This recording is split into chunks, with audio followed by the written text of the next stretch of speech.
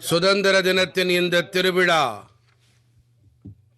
140 கோடி உறுதிப்பாடுகளின் திருவிழா. சுதந்திரத்தின் இந்த திருவிழா சமூக வெற்றிகளினுடைய, கௌரவங்களினுடைய திருவிழா. ஒவ்வொரு இதயமும்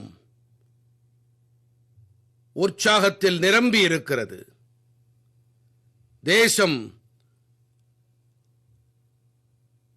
ஒற்றுமை உணர்வினை தொடர்ந்து பலப்படுத்தி வருகிறது.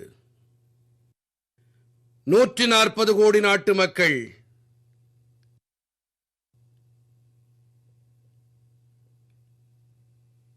இன்று மூவண்ணத்தால் வண்ணம் கூட்டப்பட்டிருக்கிறார்கள்.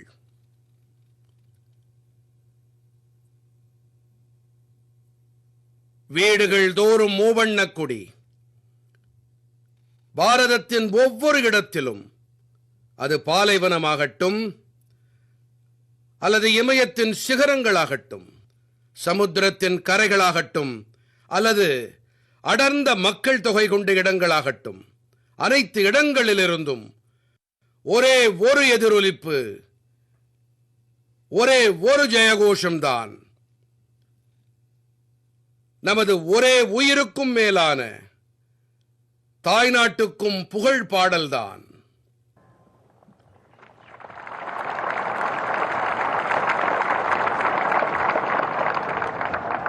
எனதருமை நாட்டு மக்களே, 1947 ஏராளமான சாத்திய கூறுகளுடன் கோடானு கோடி கடன்களின் வல்லமையுடன் கூடிய நம்முடைய தேசம் சுதந்திரமடைந்தது. தேசத்தின் எதிர்பார்ப்புகள் சிறகு விரித்து பறந்து கொண்டிருந்தன. ஆனால் சவால்கள் அவற்றை விட அதிகமாக இருந்தன. அண்ணல் காந்தியடிகளின் கோட்பாடுகளை அடியொற்றி அரசியல் சட்டத்தின் உறுப்பினர்கள் அனைவரும் ஒரு மகத்துவம் வாய்ந்த கடமையை உருவாக்கினார்கள். பாரதத்தின் அரசியல் சட்டம் கடந்த 75 ஆண்டுகள் காலமாக ஒரு விளக்குத் தூணாக நமக்கு வழிகாட்டி வருகிறது. பாரதத்தின் அரசியல் சட்ட நிறுவனர்கள் மெத்தப் படித்த மாமனிதர்கள் டாக்டர் ராஜேந்திர பிரசாத், பாபா சாஹேப் அம்பேத்கர், ஜவஹர்லால் நேரு, சர்தார் வல்லபாய் பட்டேல், டாக்டர் சர்வேபள்ளி ராதாகிருஷ்ணன், இவர்கள் மட்டுமல்ல, நம்முடைய பெண்கள் சக்தியின் பங்களிப்பு குறைவாக இருக்கவில்லை. ஹன்சா மெஹ்தா அவர்கள், தாக்ஷாயினி வேலாயுதம் போன்ற கற்றவர்கள் கூட பாரத அரசியல் சட்டத்தை சிறப்பாக்க தங்கள் பங்களிப்பை அளித்தார்கள். இன்று செங்கோட்டை கொத்தளத்தில் இருந்து தேசத்திற்கு வழிகாட்டியவர்கள், தேசத்திற்கு திசை காட்டியவர்கள், அரசியல் சட்ட நிறுவனர்களை மரியாதையோடு நினைத்து பார்க்கிறோம்.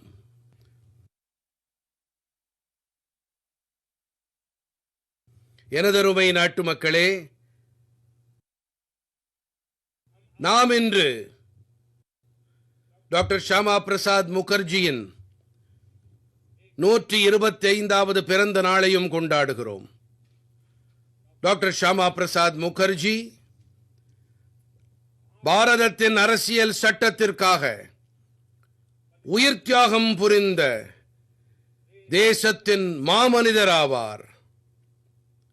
அரசியல் சட்டத்திற்காக உயிர் தியாகம், சட்டப்பிரிவு 370 என்ற சுவரை தகர்த்து ஒரே தேசம், ஒரே அரசியல் சட்டம் என்ற மந்திரத்தை ஜெபித்து நாம் சாதித்திருக்கிறோம். அந்த வகையிலே நாம் டாக்டர் ஷியாமா பிரசாத் முகர்ஜிக்கு மெய்யான நினைவாஞ்சலிகளை அர்ப்பணித்தோம். செங்கோட்டையிலே இன்று பல சிறப்பான மாமனிதர்கள் இருக்கின்றார்கள்.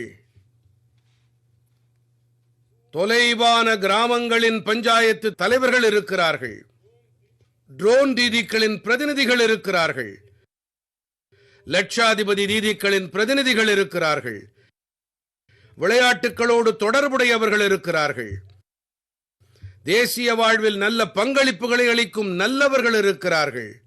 ஒரு வகையிலே என்னுடைய பார்வைக்கு முன்னால் இங்கோ ஒரு சிறு பாரதத்தின் காட்சியினை கண்டு கொண்டிருக்கிறேன். மேலும் தொழில்நுட்பத்தின் வாயிலாக விசாலமான பாரதத்தோடு கூடவும் இன்று செங்கோட்டை இணைந்திருக்கிறது. நான் சுதந்திரத்தின் இந்த பெரும் திருவிழாவை நாட்டு மக்களுக்கு, உலகெங்கிலும் பரவி இருக்கின்ற பாரத நேசர்களுக்கும் நம்முடைய நண்பர்களுக்கும் இதயபூர்வமாக பல நல்வாழ்த்துக்களை தெரிவிக்கிறேன். நண்பர்களே, இயற்கை நம் அனைவரையும் சோதித்து பார்க்கிறது. கடந்த சில நாட்களிலே இயற்கை பேரிடர்கள், நிலநடுக்கங்கள், மேக வெடிப்புகள், இப்படி எத்தனையோ பேரிடர்களை அனுபவித்து வருகிறோம். பாதிக்கப்பட்டவர்களிடம் நமது இதயம் கனிகிறது. மாநில அரசுகள் மற்றும் மத்திய அரசும் இணைந்து மீட்புப் பணிகள், நிவாரணப் பணிகள், புனரமைப்பு பணிகளில் முழு சக்தியோடு ஈடுபட்டு வருகிறார்கள். நண்பர்களே, இன்று ஆகஸ்ட் 15 சிறப்பான மகத்துவத்தை நான் உணர்கிறேன். எனக்குள் பெருமிதம் பொங்குகின்றது. இன்று நான் செங்கோட்டையின் மேடையிலிருந்து ஆபரேஷன் சிந்தூருடைய சாகச வீரர்களை சல்யூட் செய்யும் வாய்ப்பு கிடைத்திருக்கிறது.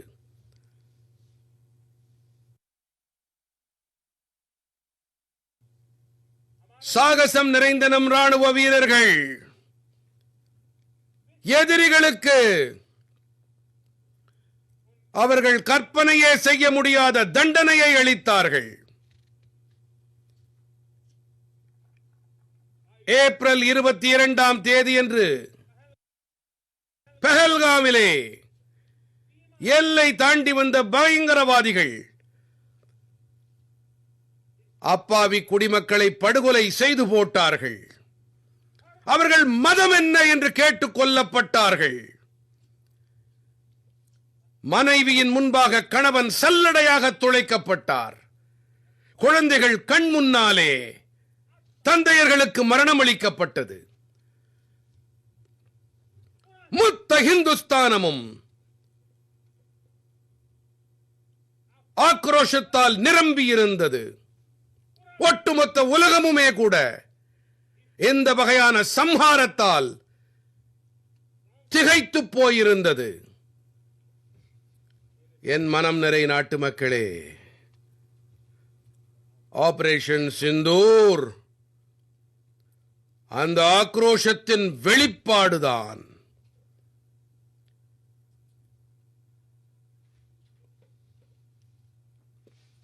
இருபத்தி 22ஆம் தேதிக்கு பிறகு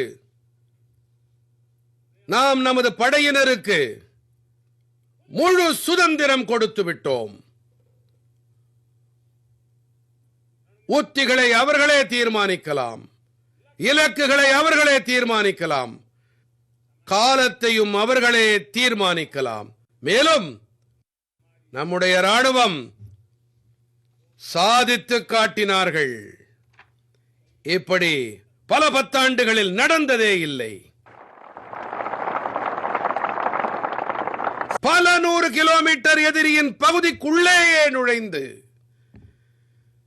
பயங்கரவாதிகளின் தலைமையிடத்தை மண்ணோடு மண்ணாக்கினார்கள். பயங்கரவாதிகளின் கட்டிடங்களை இடிபாடுகளாக்கினார்கள். பாகிஸ்தானுடைய நிம்மதி இன்னும் மீளவே இல்லை. பாகிஸ்தானில் நடந்த அழிவு எத்தனை பெரியது என்றால் அன்றாடம் உண்மைகள் வெளியாகி வருகின்றன. புதிய புதிய தகவல்கள் வந்து கொண்டிருக்கின்றன. என் மனம் நிறை நாட்டு மக்களே, நம்முடைய தேசம் பல பத்தாண்டு காலமாக பயங்கரவாதத்தை சகித்து வந்தது. தேசத்தின் இதயத்தை சல்லடையாக்கி இருந்தது. தேசத்தின் இதயத்தை நொறுக்கி இருந்தது. இப்போது நாம் ஒரு புதிய நிலைப்பாட்டை எடுத்திருக்கிறோம். பயங்கரவாதத்தையும் பயங்கரவாதத்தை ஆதரிப்பவர்களையும் பயங்கரவாதத்திற்கு சக்தி அளிப்பவர்களையும் இனிமேல் தனித்தனியாக பார்ப்பதாக இல்லை.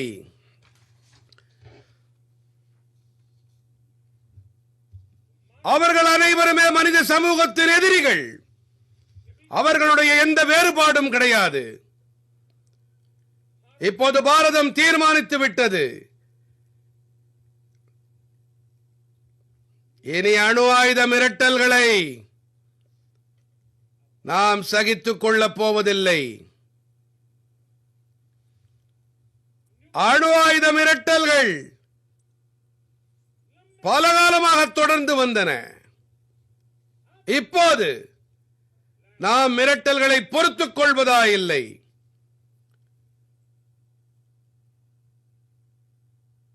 வருங்காலத்திலும் கூட ஒருவேளை எதிரிகள் மிரட்டலை தொடர்ந்தால் முடிவினை நமது ராணுவம் எடுக்கும். ராணுவத்தின் தீர்மானப்படி ராணுவம் முடிவு செய்யும் நேரத்திற்கு உட்பட்டு ராணுவமே தீர்மானம் செய்யும். வழிமுறை என்னவோ அதற்குட்பட்டு ராணுவம் முடிவு செய்யும் இலக்கு எதுவோ அதை நாம் இப்போது அமல்படுத்த உறுதிப்பாட்டோடு இருக்கிறோம். நாம் கடுமையாக பதிலடி கொடுப்போம். எனதருமை நாட்டு மக்களே, பாரதம் தீர்மானித்து விட்டது, உதிரமும் நீரும் ஒன்றாக பெருகி ஓடவே செய்யாது.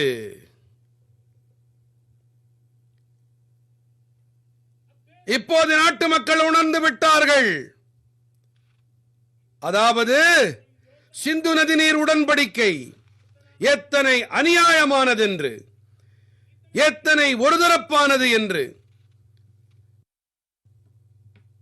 பாரதத்திலிருந்து வெளியேறும் நதிகளின் நீர் எதிரிகளின் வயல்களுக்கு பாசனம் செய்கிறது.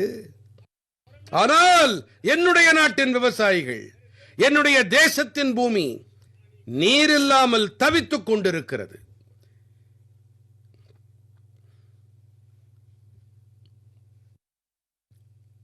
இது எப்படிப்பட்ட ஒப்பந்தம் என்றால், இது கடந்த 70 ஆண்டுகளாக என்னுடைய தேசத்தின் விவசாயிகளுக்கு கற்பனை கெட்டாத தீமையை ஏற்படுத்தியது.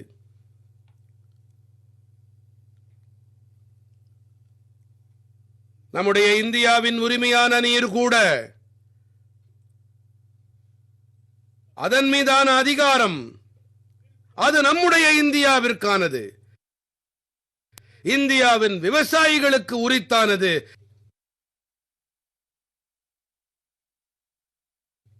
நம் பாரதம் எப்போதுமே சிந்து ஒப்பந்தத்தை வேறு வழியே இல்லாமல் பல பத்தாண்டுகளாக சகித்து வந்தது. அதே வடிவிலே அதை நாம் இனி பொறுப்பதாயில்லை. விவசாயிகள் நலனிலே, தேச நன்மையிலே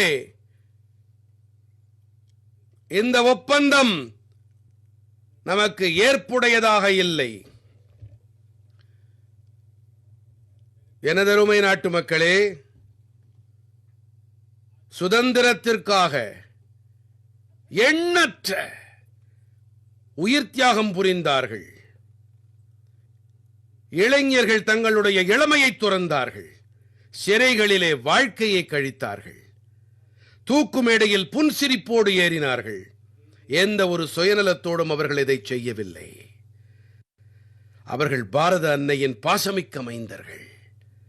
கோடானு கோடி மக்கள் சுதந்திரத்திற்காக, அடிமைத்தனங்களை தவிர்ப்பதற்காக, மேலும் மனதிலே ஒரே உணர்வுதான் இருந்தது, சுயமரியாதை. நண்பர்களே, அடிமைத்தளையானது நம்மை வறியவர்களாக ஆக்கிவிட்டது, பனாதிகளாக ஆக்கிவிட்டது. அடிமைத்தளையானது நம்மை சார்ந்திருப்பவர்களாக ஆக்கியது. மற்றவர்களை அண்டிப் பிழைக்கும் நிலை அதிகரித்து வந்தது. நாம் அனைவரும் நன்கறிவோம். சுதந்திரத்திற்கு பிறகு கோடானு கோடி மக்களின் பசியை போக்குவது பெரும் சவாலாக இருந்தது. ஆனால் என்னுடைய தேசத்தின் இதே விவசாயிகள்தான் தம்முடைய வியர்வையையும் உதிரத்தையும் சிந்தினார்கள். தேசத்தின் உணவு களஞ்சியத்தை நிரப்பினார்கள். தானியங்கள் விஷயத்திலே தேசத்தை தற்சார்புடையதாக ஆக்கினார்கள். ஒரு தேசத்திற்காக சுயகௌரவத்தின் மிகப்பெரிய உரைகள் இன்றும் கூட அதனுடைய தற்சார்பு நிலைதான். எனக்கு பிரியமான நாட்டு மக்களே, வளர்ச்சி அடைந்த பாரதமும் கூட தற்சார்பு பாரதம்தான். யார் மற்றவர்களை அதிகம் சார்ந்து வாழ்கிறார்களோ அவர்களுடைய சுதந்திரத்தின் மீது அந்த அளவுக்கு பெரும் கேள்விக்குறி எழுகிறது. அவல நிலை எப்போது ஏற்படுகிறது என்றால், சார்ந்து வாழ்வது பழக்கமாகி போகும்போது தெரியவே செய்யாது. அது நாம் எப்போது தற்சார்பு நிலையை விடுக்கிறோம் என்று, எப்போது மற்றவர்களை சார்ந்து வாழத் தொடங்குகிறோம் என்று. இந்த பழக்கம் மிகவும் அபாயகரமானது.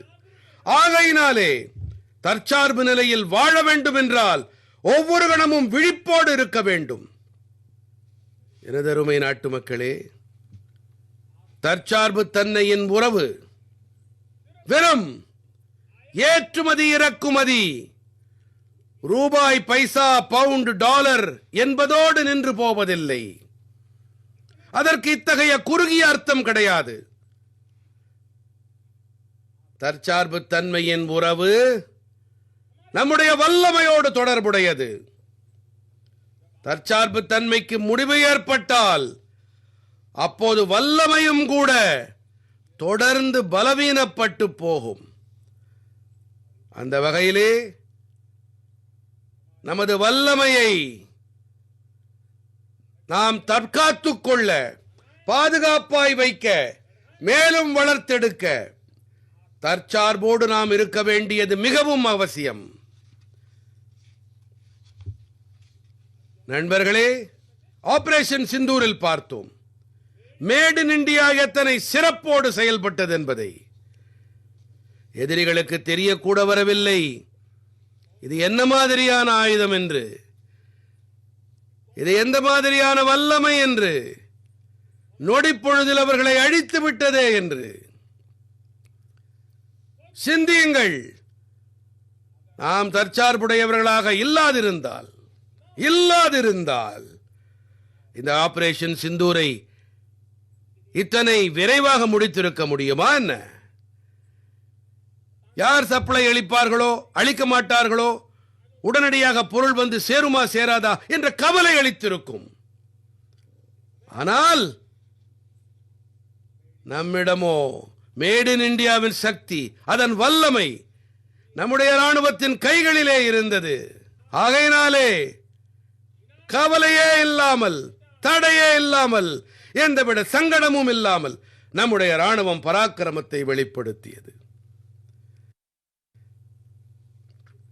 கடந்த 10 ஆண்டு காலமாக தொடர்ந்து பாதுகாப்புத் துறையிலே தற்சார்பு நிலையை ஒரு லட்சியமாக கொண்டு நாம் செயல்பட்டு வருகின்றோம். அதன் பலனை இன்று பார்க்கிறோம். நண்பர்களே, மேலும் ஒரு விஷயத்தை உங்கள் கவனத்திற்கு கொண்டு வர விரும்புகிறேன். இதை யாராலும் மறுக்க முடியாது. 21ஆம் நூற்றாண்டு தொழில்நுட்பத்தால் இயக்கப்படும் நூற்றாண்டாகும். எப்போது தொழில்நுட்பத்தால் இயக்கப்படுகிறதோ வரலாற்றை நாம் திரும்பி பார்த்தால் அது சான்றாக விளங்கும். எந்த நாடுகளெல்லாம் தொழில்நுட்பத்தில் வல்லவர்களாக இருந்தார்களோ அந்த நாடுகள் வளர்ச்சியின் சிகரங்களை எட்டினார்கள், உச்சங்களை தொட்டார்கள். பொருளாதார சக்தி புதிய எல்லையை அடைந்தது. தொழில்நுட்பத்தின் பல்வேறு நிலைகளை பேசும்போது நான் குறை கடத்திகள் பற்றி உங்கள் கவனத்தை ஈர்க்க விரும்புகிறேன். சுருக்கமாக கூறுகிறேன். நான் இங்கே செங்கோட்டையிலிருந்து எந்த ஒரு அரசியல் பற்றியோ ஆட்சியை பற்றியோ விமர்சிக்க நினைக்கவில்லை, விமர்சிக்கவும் விரும்பவில்லை. ஆனால் தேசத்தின் இளைய தலைமுறையினருக்கு தகவல்கள் தெரிவது மிகவும் அவசியமானது. நம்முடைய தேசத்திலே 50-60 ஆண்டுகளுக்கு முன்பாக குறை கடத்திகள் தொடர்பாக கோப்புகள் எழுதப்பட்டன. 50-60 ஆண்டுகள் முன்பாக கோப்புகள், தொழிற்சாலைகள் தொடங்க சிந்திக்கப்பட்டது. இளைஞர்களே, நீங்கள் உண்மையை தெரிந்து கொண்டால் ஆச்சரியப்படுவீர்கள். இன்று எந்த குறை கடத்திகள் உலகின் சக்தியாக ஆகியிருக்கின்றனவோ 50-60 ஆண்டுகள் முன்பாக அந்த சிந்தனை உலகின் சக்தியாக ஆகியிருக்கிறதோ அந்த கோப்புகள் தேங்கி போயின, தடைப்பட்டன, திசை மாறி போயின. குறை கடத்திகள் பற்றிய எண்ணமே குழி தோண்டி புதைக்கப்பட்டது. 50-60 ஆண்டுகள் தொலைத்து விட்டோம். நமக்கு பின்னாலே பல தேசங்கள் குறை கடத்திகளின் மீது வல்லமை அடைந்தார்கள். உலகில் தங்களுடைய வல்லமையை நிறுவினார்கள் அவர்கள். நண்பர்களே, இன்று அந்த சுமையிலிருந்து நாம் விடுபட்டு துரிதகதியிலே குறை கடத்திகள் விஷயத்தில் செயல்பட்டு கொண்டிருக்கிறோம். 6 பல்வேறு குறை கடத்தி அலகுகள் உருவாக்கம் பெற்று வருகின்றன. 4 புதிய அலகுகளுக்கு நாம் ஏற்கனவே பச்சை கொடி காட்டிவிட்டோம், அனுமதித்து விட்டோம். எனதருமை நாட்டு மக்களே, குறிப்பாக இளைஞர்களே, மேலும் உலகெங்கிலும் பாரதத்தின் தொழில்நுட்ப வல்லமையை தெரிந்தவர்களுக்கும் ஒன்று கூறுகிறேன். இந்த ஆண்டின் இறுதிக்குள்ளாக மேட் இன் இந்தியா, இந்தியாவிலே தயாரிக்கப்பட்ட, பாரதத்திலே தயாரிக்கப்பட்ட, பாரத மக்களால் உருவாக்கப்பட்ட மேட் இன் இந்தியா சிப்ஸ் சந்தையிலே வந்துவிடும்.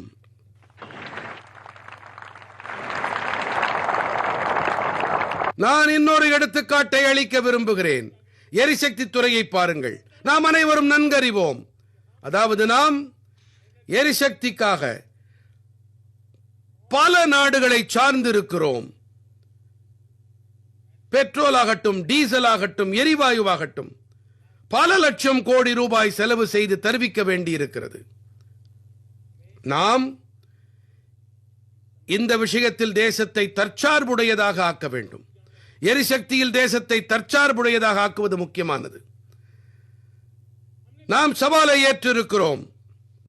மேலும் 11 ஆண்டுகளிலே சூரிய சக்தி 30 மடங்கு அதிகரித்து விட்டது. நாம் புதிய புதிய அணைகளை கட்டுகிறோம். இதனால் புனல் மின்சாரம் விரிவடையும். நமக்கும் மாசில்லா எரிசக்தி கிடைக்கும். பாரதம் மிஷன் பசும் ஹைட்ரஜன் தொடர்பாக இன்று ஆயிரக்கணக்கான கோடி ரூபாயை முதலீடு செய்து வருகிறது. எதிர்கால எரிசக்தியை கவனத்தில் கொண்டு, எரிசக்தி களத்தை கவனத்தில் கொண்டு பாரதம் அணுசக்தி ஆற்றலின் மீதும் அதிக முன்னெடுப்புகளை செய்து வருகிறது. அணுசக்தி ஆற்றலிலே 10 புதிய அணுசக்தி கொதிகலன்களில் விரைவாக பணிகள் நடக்கின்றன. 2047க்குள்ளாக அப்போது நாம் வளர்ந்த பாரத இலக்கை தீர்மானித்திருக்கிறோம். அப்போது நாடு சுதந்திரம் அடைந்து 100 ஆண்டுகளாகி இருக்கும்.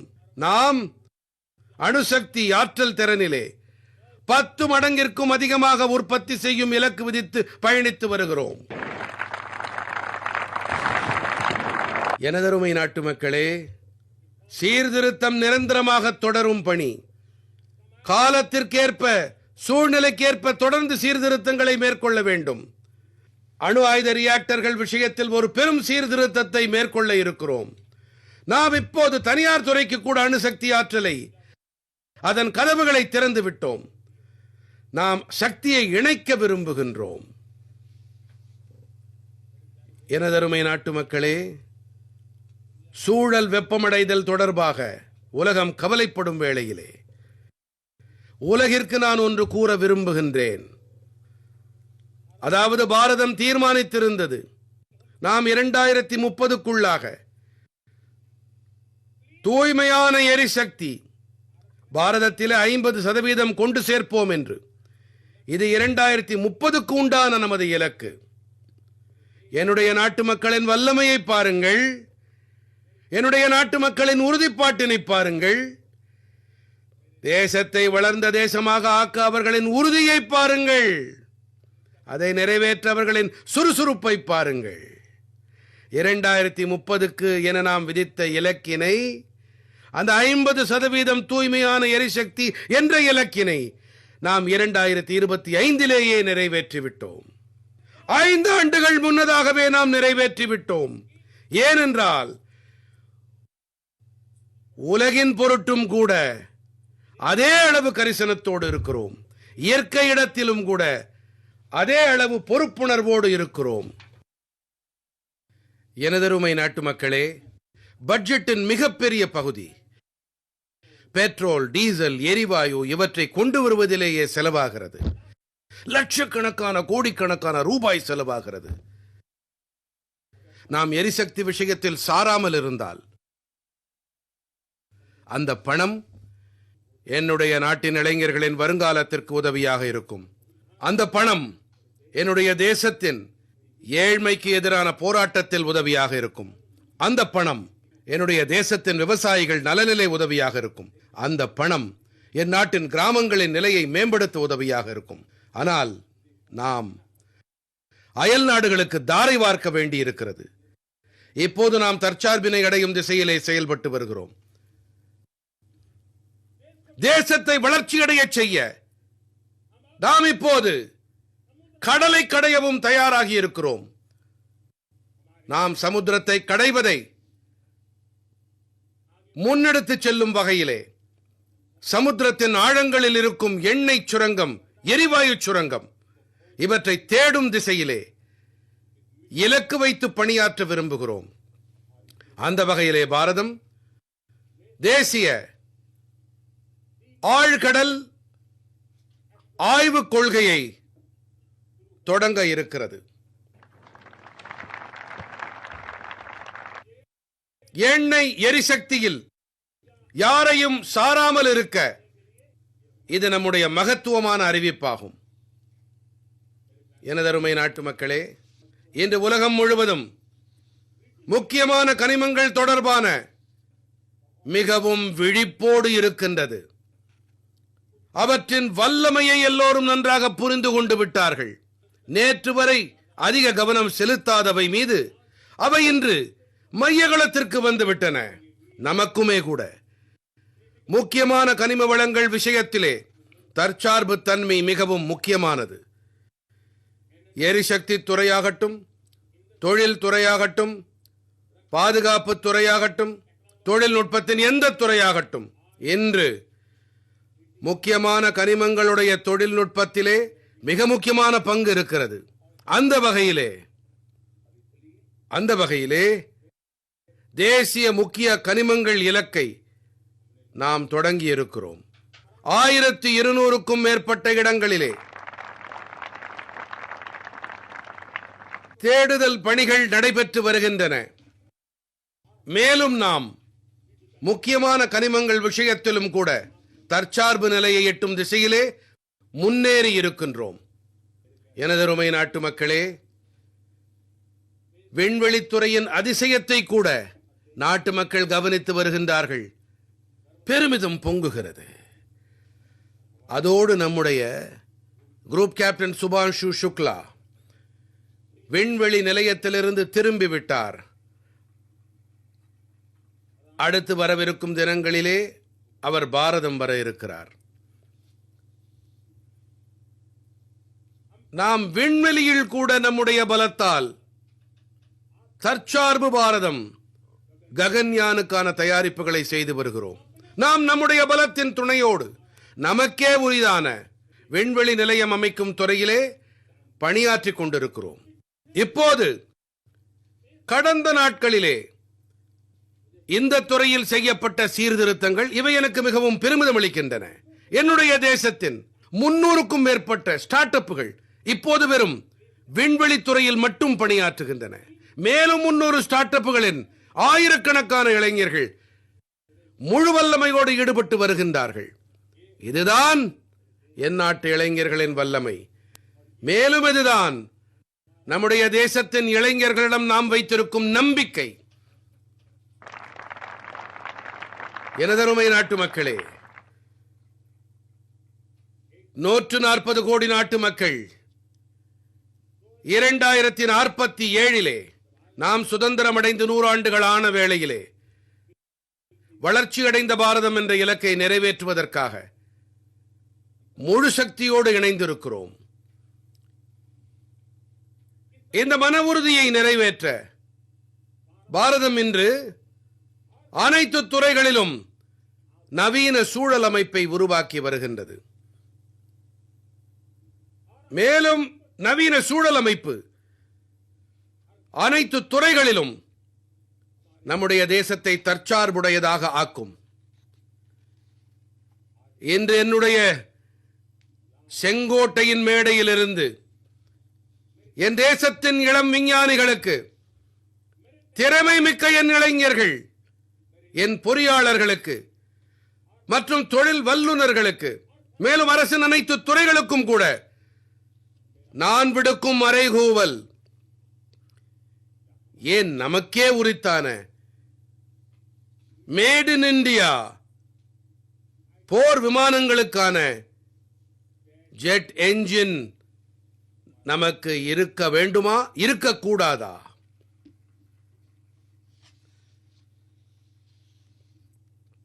நாம் மருந்தியல் துறையில் முன்னணியில் இருக்கின்றோம். தடுப்பூசிகளில் புதிய புதிய பதிவுகளை ஏற்படுத்துகிறோம். இது காலத்தின் தேவை இல்லையா? நாம் ஆராய்ச்சி மற்றும் மேம்பாட்டில் அதிக கவனம் செலுத்தவில்லையா? நமக்கென சொந்தமான காப்புரிமைகள் இருக்க வேண்டும். மனித சமூகத்திற்கென நாமே உருவாக்கிய மிக விலை மலிவான, மிகவும் திறமை வாய்ந்த புதிய புதிய மருந்துகள் ஆய்வு செய்யப்பட வேண்டும். மேலும் சங்கட காலத்திலே பக்க விளைவுகள் இல்லாத அவை மனித சமூகத்திற்கு நலன் பயக்க வேண்டும். பயோஃப்ரீ கொள்கையை அரசாங்கம் உருவாக்கி வருகிறது. தேசத்தின் இளைஞர்களை அழைக்கிறேன், பயோஃப்ரீ கொள்கையை அறிந்துணர்ந்து முன்னெடுப்புகளை செய்யுங்கள். தேசத்தின் எதிர்பார்ப்புகளை மாற்ற வேண்டும். உங்களுடைய ஒத்துழைப்பை கோருகிறேன். எனதருமை நாட்டு மக்களே, இன்று தகவல் தொழில்நுட்ப யுகம். தரவுகளின் பலம் இருக்கிறது, காலத்தின் தேவையும் இருக்கிறது. அது மட்டுமல்ல, ஆபரேட்டிங் சிஸ்டம் முதல் சைபர் பாதுகாப்பு வரை டீப் டெக் முதல் செயற்கை நுண்ணறிவு வரை அனைத்தும் நமக்கு உரியதாக இருக்க வேண்டும். இதிலே நம்முடைய மக்களின் வல்லமை இணைந்திருக்க வேண்டும். அவர்கள் வல்லமை என்ன என்பது உலகிற்கு அடையாளம் காட்ட வேண்டும். நண்பர்களே, இன்று உலகிலே சமூக ஊடகங்களின் அனைத்து தளங்களிலும், உலகின் அனைத்து மேடைகளிலும் பணியாற்றுகிறோம். உலகிற்கு நாம் காட்டிவிட்டோம் நம்முடைய தளமான யூபிஐ இன்று உலகையே வியக்கச் செய்கிறது. நம்மிடம் வல்லமை இருக்கிறது. உடனடி பண பரிவர்த்தனையிலே 50% பாரதம் மட்டுமே யூபிஐ வாயிலாக செய்து வருகிறது. இதன் பொருள் என்னவென்றால் நம்மிடம் வல்லமை இருக்கிறது. படைப்புலகாகட்டும், சமூக ஊடகமாகட்டும், அனைத்து தளங்களிலுமே என் நாட்டு இளைஞர்களுக்கு சவால் விடுக்கிறேன். வாருங்கள், நமக்கென சொந்தமாக ஒரு தளமாக ஏன் இருக்கக்கூடாது? நாம் மற்றவர்களை ஏன் சார்ந்து வாழ வேண்டும்? ஏன் பாரதத்தின் செல்வம் வெளியே செல்ல வேண்டும்? மேலும் எனக்கு உங்கள் திறமைகளின் மீது நம்பிக்கை இருக்கிறது. எனதருமை நாட்டு மக்களே, எப்படி எரிசக்தி துறையில் நாம் மற்றவர்களை சார்ந்திருக்கிறோமோ, அதே போல தேசத்தின் மேலும் ஒரு துர்பாக்கியம் உரங்கள் விஷயத்திலே. இதிலும் நாம் உலகை சார்ந்திருக்கிறோம். என் நாட்டு விவசாயிகள் கூட, அவர்கள் கூட உரங்களை சரியாக பயன்படுத்தி பூமி தாய்க்கு சேவை புரிய முடியும். தவறான பயன்பாடுகள் காரணமாக பூமி தாய்க்கு அதிக கேடு ஏற்படுகிறது. ஆனால் இதோடு கூடவே நான் நாட்டின் இளைஞர்களுக்கு கூற விரும்புகிறேன், தேசத்தின் தொழில்துறைக்கு கூற விரும்புகிறேன், தேசத்தின் தனியார் துறைக்கு கூற விரும்புகிறேன். வாருங்கள், நாம் உரங்களின் களஞ்சியத்தை நிரப்புவோம். நாம் புதிய புதிய வழிமுறைகளை ஆராய்வோம். பாரதத்தின் தேவைக்கேற்ப நாம் நமக்கு தேவையான உரங்களை தயாரிப்போம். நாம் மற்றவர்கள் மீது சார்ந்திருக்க தேவையில்லை. நண்பர்களே, வர இருக்கும் காலகட்டம் ஈவி உடையது. இப்போது ஈவி பேட்டரிகளை நம்மால் தயாரிக்க முடியாதா? நாம் சார்ந்திருக்க போகிறோமா? சூரிய தகடுகளாகட்டும், மின் வாகனங்களுக்கு தேவையான பாகங்களாகட்டும், அனைத்தும் நம்முடையவையாக இருக்க வேண்டும். நண்பர்களே, நான் ஏன் இதை வெளிப்படையாக கூறுகிறேன் என்றால், ஏனென்றால் நாட்டின் இளைஞர்களின் அவர்களின் மீது நம்பிக்கை இருக்கிறது. அது மட்டுமல்ல, நம் நாட்டு இளைஞர்கள் என்பதால் மட்டும் நம்பிக்கை இல்லை. கோவிட் காலத்திலே நாம் பல விஷயங்களை சார்ந்திருந்தோம். அப்போது நாட்டின் இளைஞர்களிடம் கூறப்பட்டது, நமக்கென தடுப்பூசி வேண்டும் என்றும் தேசம் இதை சாதித்து காட்டியது. கோவினுக்கான சொந்தமாக ஒரு தளம் வேண்டும், இதை தேசம் சாதித்து காட்டியது. கோடிக்கணக்கான மக்களின் உயிர்களை காக்கும் பணிகளை நாம் செய்திருக்கிறோம். அதே உணர்வுதான், அதே தாகம்தான் வாழ்க்கையின் அனைத்து துறைகளிலும் தற்சார்புடையவர்களாக ஆக நமக்கு முக்கியமான தேவை. நம்மிடம் இருக்கும் சிறப்பானவற்றை நாம் அளித்தே ஆக வேண்டும். நண்பர்களே, கடந்த 11 ஆண்டுகளாக தொழில் முனைவு காரணமாக, அந்த இயல்பு காரணமாக நமக்கு மிகப்பெரிய பலம் கிடைத்தது. இன்று லட்சக்கணக்கான ஸ்டார்ட் அப்புகள் 2ஆம் நிலை 3ஆம் நிலை நகரங்களிலும் கூட தேசத்தின் பொருளாதார சக்திக்கு, தேசத்தின் புதுமையை படைக்கும் திறனுக்கு சக்தி அளித்து வருகின்றன. அந்த வகையிலே முத்ரா திட்டத்தால் நம்முடைய தேசத்தின் கோடிக்கணக்கான இளைஞர்கள், அதிலும் குறிப்பாக நமது பெண்கள், கோடிக்கணக்கான முத்ரா கடன்களை பெற்றுக்கொண்டு சொந்த தொழில்களை நடத்தி வருகின்றார்கள். அவர்கள் தங்கள் சொந்த கால்களில் நிற்க தொடங்கி இருக்கிறார்கள். அதோடு மற்றவர்களையும் அவரவர் கால்களில் நிற்க ஊக்கப்படுத்துகின்றார்கள். இதுவும் கூட ஒரு வகையிலே நபர்களை தற்சார்பு உடையவர்களாக ஆக்குவதுதான். எனது நண்பர்களே, நிதிசார் சுய உதவி குழுக்கள் யாரும் கவனிக்கவில்லை. கடந்த 10 ஆண்டுகளிலே பெண்கள் சுய உதவி குழுக்கள் அற்புதத்தை நிகழ்த்தி இருக்கிறார்கள். இன்று இவர்களுடைய பொருட்கள் உலக சந்தைகளுக்கு சென்று கொண்டிருக்கின்றன. லட்சக்கணக்கான கோடிக்கணக்கான ரூபாய் வியாபாரத்தை நம்முடைய பெண் சுய உதவி குழுக்கள் செய்கின்றன. நான் ஒருமுறை மனதின் குரலிலே பொம்மைகள் பற்றி கூறியிருந்தேன். நாம் கோடிக்கணக்கான ரூபாய் பெருமானம் உள்ள பொம்மைகளை அயல் நாடுகளிலிருந்து வாங்குவோம். நான் சாதாரணமாக நாட்டின் இளைஞர்களிடம் கூறி வைத்தேன். நான் இப்படி செய்யலாமா என்று கேட்டேன். இப்படி செய்யலாமா, பொம்மைகளை வாங்கலாமா என்று கேட்டேன். இன்று நான் பெருமையாக கூறிக்கொள்ளுகிறேன், என்னுடைய தேசம் பொம்மைகளை ஏற்றுமதி செய்ய தொடங்கிவிட்டது. அதாவது தேசத்தின் திறமைகளுக்கு அனைத்து விதமான சந்தர்ப்பங்களுக்கு தடைகளிலிருந்து விடுதலை கிடைக்க வேண்டும். அதிகம் சாதிக்க அவர்களை ஊக்கப்படுத்த வேண்டும். தேசம் சாதித்து காட்டும். நான் தேசத்தின் இளைஞர்களிடம் கூறுகிறேன், வாருங்கள், புதுமையான கருத்துக்களை எடுத்துக்கொண்டு வாருங்கள். உங்கள் கருத்துக்களை மரணிக்க விடாதீர்கள் நண்பர்களே. இன்று உங்களுடைய எண்ணம் நாளை வரக்கூடிய தலைமுறைகளின் எதிர்காலத்தை மாற்றி அமைக்கலாம். நான் உங்களுக்கு துணை நிற்கிறேன். நான் உங்களுக்காக பணியாற்ற தயாராக இருக்கிறேன். உங்கள் நண்பனாக பணியாற்ற தயாராக இருக்கிறேன். வாருங்கள் நண்பர்களே, தைரியமாக வாருங்கள், முன்னெடுப்பை தாருங்கள். தயாரிப்பு பற்றி நாம் சிந்திப்போம். வாருங்கள், துணியுங்கள், முன்னேறுங்கள். அரசு விதிகளில் மாற்றங்களை ஏற்படுத்த வேண்டும் என்றால் என்னிடம் கூறுங்கள். இப்போது தேசம் தடைப்பட விரும்பவில்லை. 2047 தொலைவில் இல்லை. ஒவ்வொரு நொடிக்கும் விலை இருக்கிறது. மேலும் நாம் ஒரு நொடியை கூட வீணடிக்க விரும்பவில்லை.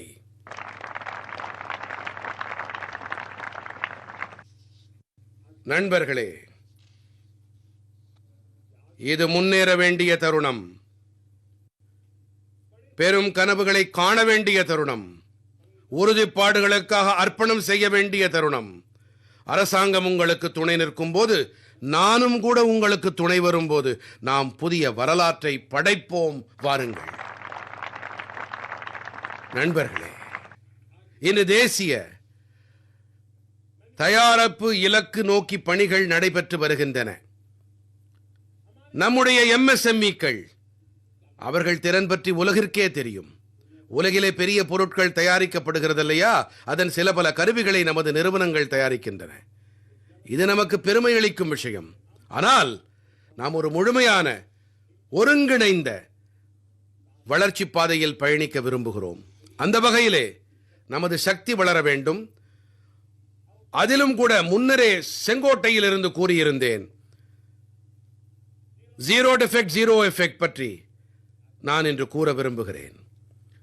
நாம் உலக சந்தைகளிலே நம் திறமைகளை நிரூபிக்க வேண்டும் என்றால் நாம் தரத்தின் மீது நிரந்தரமாக புதிய உயரங்களை தொட வேண்டும். உலகம் தரத்தையே ஏற்றுக்கொள்ள விரும்புகிறது. நம்முடைய தரம் அதிகபட்சமாக இருக்க வேண்டும். அரசாங்கத்தின் முயற்சிகளும் இருக்க வேண்டும். கச்சா பொருட்கள் கிடைக்க வேண்டும். நம்முடைய தயாரிப்பு செலவுகளை எப்படி குறைக்க வேண்டும், இதில் நாம் கவனம் செலுத்த வேண்டும். நண்பர்களே, யாரெல்லாம் உற்பத்தி துறையில் இருக்கிறார்களோ அவர்கள் அனைவரின் மந்திரம் என்னவென்றால், குறைவான விலை, அதாவது குறைவான விலை, ஆனால் தரம் அதிகம். நம்முடைய ஒவ்வொரு பொருளின் தரமும் அதிகமாக இருக்க வேண்டும், ஆனால் விலை மலிவாக இருக்க வேண்டும். இந்த உணர்வை முன்னிறுத்தி நாம் முன்னேற வேண்டும். எனதருமை நாட்டு மக்களே, சுதந்திரத்திற்காக எண்ணில்லாத நபர்கள் உயிர் தியாகம் புரிந்திருக்கிறார்கள். நான் முன்பும் கூறியிருந்தேன், அவர்கள் இளமையை தொலைத்தார்கள், தூக்கு மேடையில் தொங்கினார்கள். ஏன் சுதந்திர பாரதத்திற்காக 75-100 ஆண்டுகள் காலகட்டத்தை நினைத்து பாருங்கள். மொத்த தேசமும் சுதந்திர பாரத கனவுகளுக்காக வாழ்ந்தது. இன்று காலத்தின் தேவையாக இருக்கிறது. சுதந்திர பாரதம் என்ற மந்திரத்திற்காக வாழ்ந்தவர்கள் சுதந்திர பாரதத்தை நமக்கு அளித்தார்கள். இந்த 140 கோடி நாட்டு மக்களின் மந்திரம் ஒன்றாக இருக்க வேண்டும், வளமான பாரதம். கோடானு கோடி மக்களின் தியாகங்களால் சுதந்திர பாரதம் உருவாக முடியும் என்றால், கோடானு கோடி மக்களுடைய உறுதிப்பாட்டால், திறமைகளால், தற்சார்பு உடையவர்களாக ஆவதிலிருந்து, உள்ளூர் பொருட்களுக்காக குரல் கொடுப்பதால், சுதேசி மந்திரத்தை ஜபம் செய்வதால் தன்னிறைவான பாரதம் சாத்தியம் கண்டிப்பாக ஆகும். அந்த தலைமுறைகள் சுதந்திர பாரதத்திற்காக தியாகம் செய்தார்கள். இந்த தலைமுறைகள் வளமான பாரதத்திற்காக புதிய அடிகளை முன்னெடுக்க வேண்டும். இதுவே காலத்தின் தேவையும் கூட. நான் மீண்டும் மீண்டும் கேட்டுக்கொள்ளுகிறேன், மறுபடியும் கேட்டுக்கொள்ளுகிறேன். தேசத்தின் அனைத்து கருத்துருவாக்கம் செய்பவர்களிடமும் கேட்டுக்கொள்ளுகிறேன், இந்த மந்திரத்தை முன்னெடுத்துச் செல்ல எனக்கு உதவி செய்யுங்கள். நான் அனைத்து அரசியல் கட்சிகளிடத்திலும், அரசியல் தலைவர்களிடத்திலும், அனைவரிடத்திலும் வேண்டுகிறேன், வாருங்கள். இதில் எந்த ஒரு அரசியல் கட்சியின் அரசியல் திட்டம் அல்ல. பாரதம் நம் அனைவருக்கும் சொந்தமானது. நாம் இணைந்து உள்ளூர் பொருட்களுக்கு குரல் கொடுப்போம். இந்த மந்திரத்தை அனைத்து குடிமக்களின் மந்திரமாக ஆக்குவோம். பாரதத்தில் தயாரிக்கப்பட்ட, பாரத நாட்டவர்களின் வியர்வையால் உருவான அந்த பொருட்களை, எவற்றில் பாரத மண்ணின் மனம் இருக்கிறதோ அவற்றை, மேலும் எவை பாரதத்தின் தற்சார்பு தன்மைக்கு பலம் சேர்க்கின்றதோ நாம் அவற்றை வாங்குவோம், அவற்றையே நாம் பயன்படுத்துவோம். இதை நோக்கி முன்னேறுவோம். இது நம்முடைய சமூக உறுதிப்பாடு. ஆனால் சில காலத்திலேயே நாம் உலகையே மாற்றி அமைக்கலாம். நான் இன்று ஒவ்வொரு சிறு வியாபாரியிடமும் கடைக்காரரிடமும் விண்ணப்பிக்க விரும்புகிறேன். இது உங்களுடைய கடமையும் கூட. சிறு வயதில் நாம் சந்தைகளில் பல வேளைகளில் பார்த்ததில்லை, சுத்தமான நெய் விற்கும் கடை என்று. இங்கே நெய் விற்கப்படும் என்று மட்டும் எழுதியிருப்பார்கள். ஆனால் காலப்போக்கில் எழுதத் தொடங்கினார்கள், சுத்தமான நெய் விற்கப்படும் என்று. என்ன விரும்புகிறேன் என்றால், தேசத்தில் இப்படிப்பட்ட வியாபாரிகள், கடைக்காரர்கள் முன்னே வர வேண்டும். இங்கே சுதேசி பொருட்கள் விற்பனை செய்யப்படும் என்று. இப்போது நாம் சுதேசி பொருட்கள் மீது பெருமை கொள்ளத் தொடங்கி இருக்கிறோம். நாம் சுதேசியை வலுக்கட்டாயமாக அல்ல, வலிமையோடு பயன்படுத்துவோம், வலிமைக்காக பயன்படுத்துவோம்.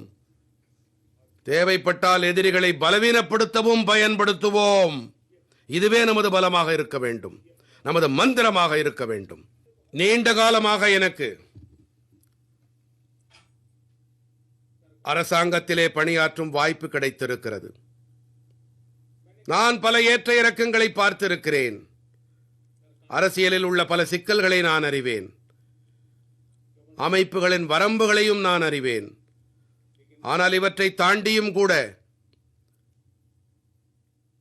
நம்முடைய பொறுப்பு என்னவென்றால், அதாவது நான் யாருடைய கோட்டையும் குறைவாக்குவதிலே நம்முடைய சக்தியை விரயமாக்க வேண்டாம் என்று கேட்டுக்கொள்ளுகிறேன். நான் மிகுந்த அனுபவத்தோடு பேசுகிறேன். மற்றவர்களுடைய கோட்டை குறைப்பதற்காக நாம் நம்முடைய சக்தியை வீணாக்க வேண்டாம்.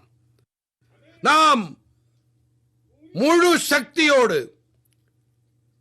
நம்முடைய கோட்டை பெரிதாக்க வேண்டும். நாம் நம்முடைய கோட்டை பெரிதாக போடுவோம். அப்போதுதான் உலகம் நம்மை பற்றி புரிந்து கொள்ளும். இன்று உலக சூழ்நிலைகளிலே பொருளாதார சுயநலம் தொடர்ந்து அதிகரிக்கும் வேளையிலே காலத்தின் தேவை என்னவென்றால், நாம் அந்த சங்கடங்களைக் கண்டு ஒப்பாரி வைக்க தேவையில்லை. உளவுறுதியோடு நாம் அந்த கோட்டினை பெரிதாக ஆக்குவோம். மேலும் நான் 25 ஆண்டு கால ஆட்சி அனுபவத்தில் இருந்து கூறுகிறேன், இந்த பாதையை நாம் தேர்ந்தெடுத்து விட்டால், அனைவரும் தேர்ந்தெடுத்து விட்டால், பிறகு எந்த சுயநலமும் நம்மை எந்த சங்கிலிகளாலும் பிணைக்காது. எனதருமை நாட்டு மக்களே, கடந்த 10 ஆண்டுகளிலே நாம் ரிஃபார்ம், பர்ஃபார்ம், டிரான்ஸ்ஃபார்ம் செய்து வருகிறோம். ஆனால் இப்போது மேலும் புதிய வலுவை சேர்க்க வேண்டும். கடந்த நாட்களில் நாம் பல சீர்திருத்தங்களை மேற்கொண்டோம். அந்நிய நேரடி முதலீடாகட்டும், காப்பீடு நிறுவனங்களாகட்டும், உலக பல்கலைக்கழகங்களை இந்தியாவிலே அவற்றுக்கு இடமளிப்பதாகட்டும், பல சீர்திருத்தங்களை செய்திருக்கிறோம்.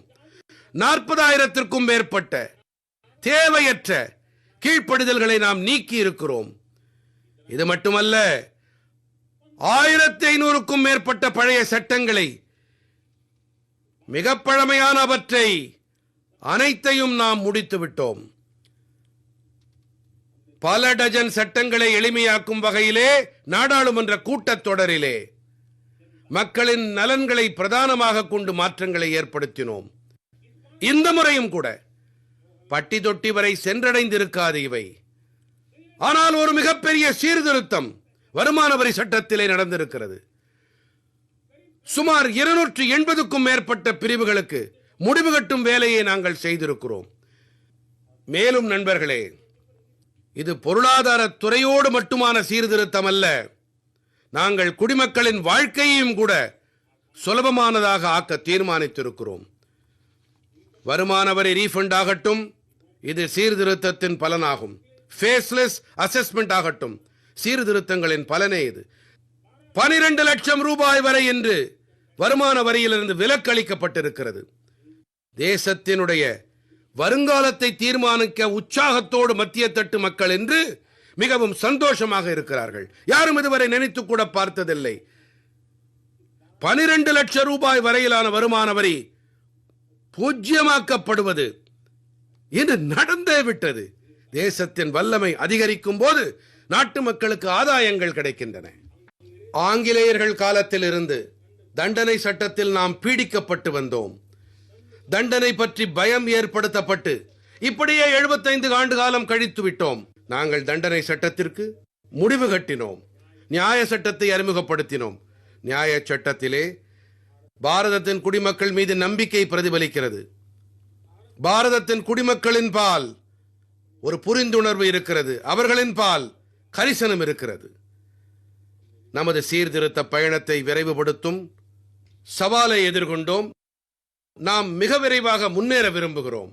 நான் விரும்புவதெல்லாம் நாட்டு மக்களே, தேசத்திற்காக செய்கிறேன், எனக்காக செய்யவில்லை. யாரையும் கெடுக்க எதையும் நான் செய்யவில்லை.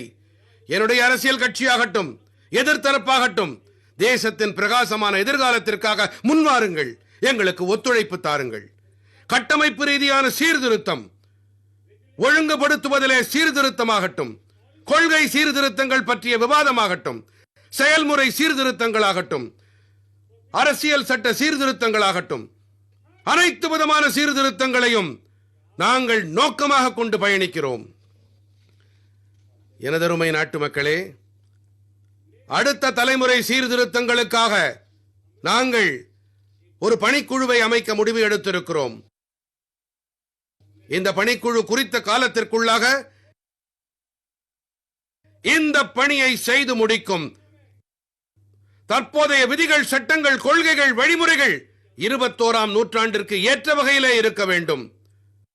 உலக சூழல்களுக்கு ஏற்ப அமைய வேண்டும்.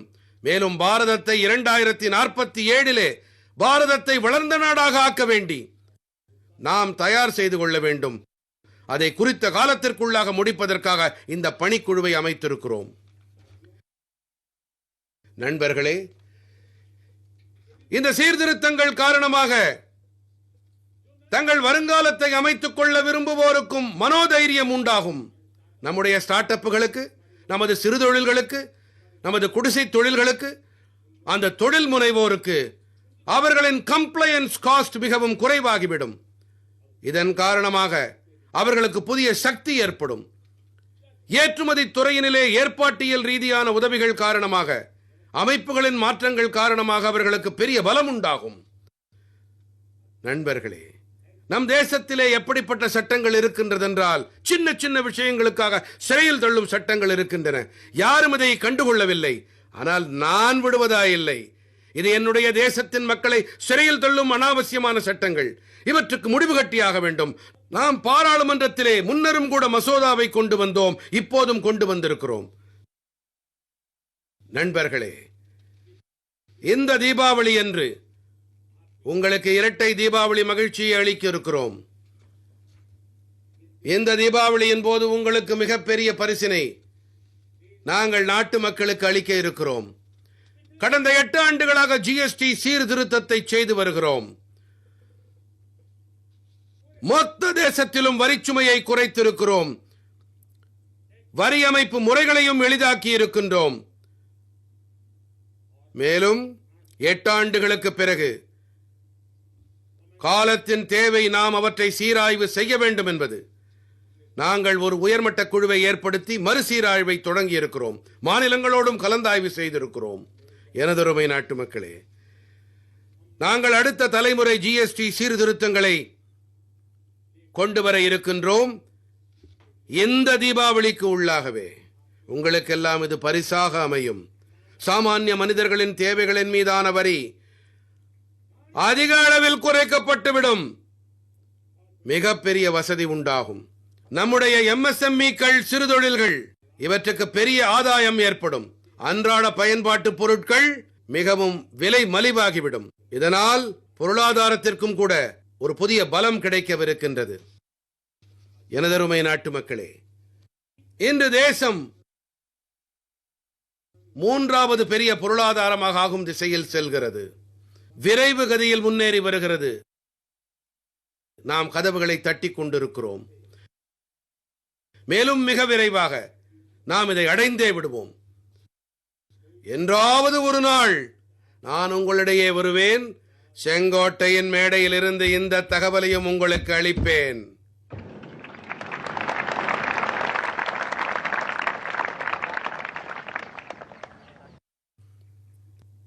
இன்று பாரதத்தின் பொருளாதாரம் மற்றும் பொருளாதார நிலைமையை பார்த்து உலகம் முழுவதும் தெம்போடு இருக்கின்றது. இத்தனை நிலையற்ற தன்மைக்கு இடையேயும் பாரதம் நம்பிக்கை கீற்றை வெளிப்படுத்துகின்றது.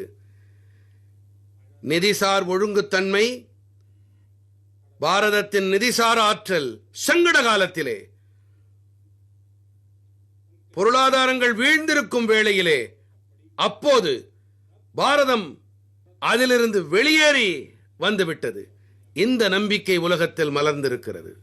இன்று பணவீக்கம் கட்டுப்பாட்டில் இருக்கிறது. அந்நிய செலாவணி கையிருப்பு நம்மிடத்திலே வளமாக இருக்கின்றது. நமது மேக்ரோ பொருளாதார குறியீடுகள் மிகவும் வலுவாக இருக்கின்றன. உலக தர நிர்ணய நிறுவனங்களும் கூட தொடர்ச்சியாக பாரதத்தை பாராட்டி வருகின்றார்கள். பாரதத்தின் பொருளாதாரத்தின் மீது அதிகபட்ச நம்பிக்கையை வெளிப்படுத்துகின்றார்கள். இந்த வளர்ந்து வரும் பொருளாதாரத்தின் லாபம் என் நாட்டின் ஏழைகளை சேர வேண்டும். என் நாட்டின் விவசாயிகளுக்கு கிடைக்க வேண்டும். என் தேசத்தின் பெண் சக்திக்கு கிடைக்க வேண்டும். என் தேசத்தின் மத்திய தட்டு மக்களுக்கு கிடைக்க வேண்டும். என் தேசத்தின் வளர்ச்சி ஓட்டத்திற்கு பலமளிக்கக்கூடியதாக அது அமையட்டும். இந்த திசையிலே நாங்கள் புதிய புதிய முயற்சிகளை மேற்கொள்கிறோம்.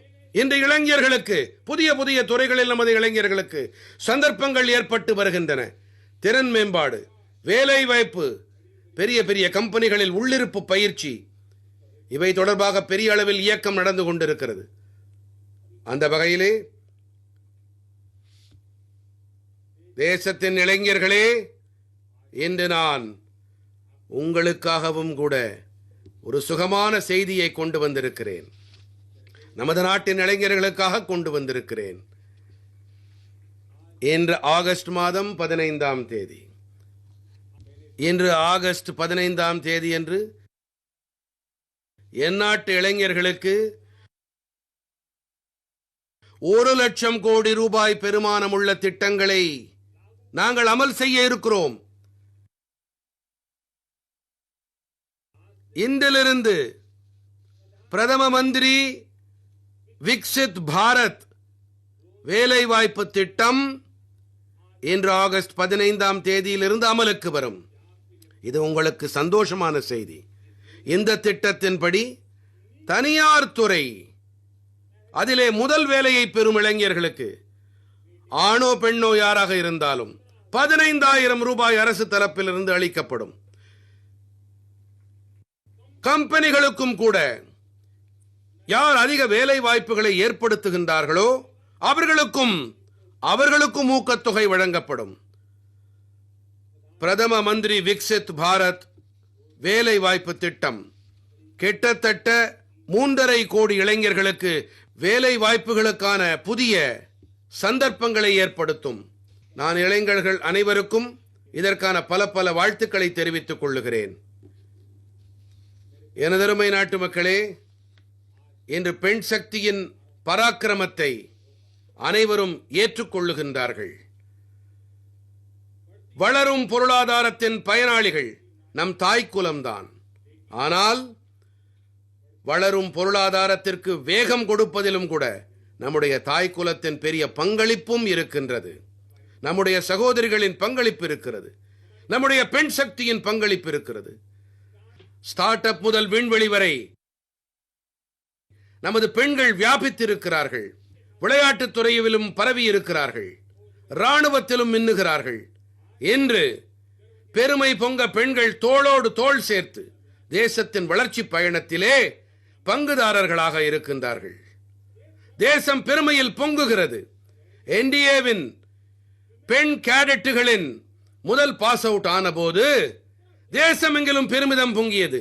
டிவி சேனல்கள் அனைத்தும் அவர்களுக்கு கவரேஜ் அளித்தார்கள். எத்தனை பெரிய கௌரவமான தருணம் பாருங்கள். சுய உதவி குழுக்கள், 10 கோடி சுய உதவி குழு பெண்கள் என்ன அற்புதத்தை நிகழ்த்தி இருக்கிறார்கள்.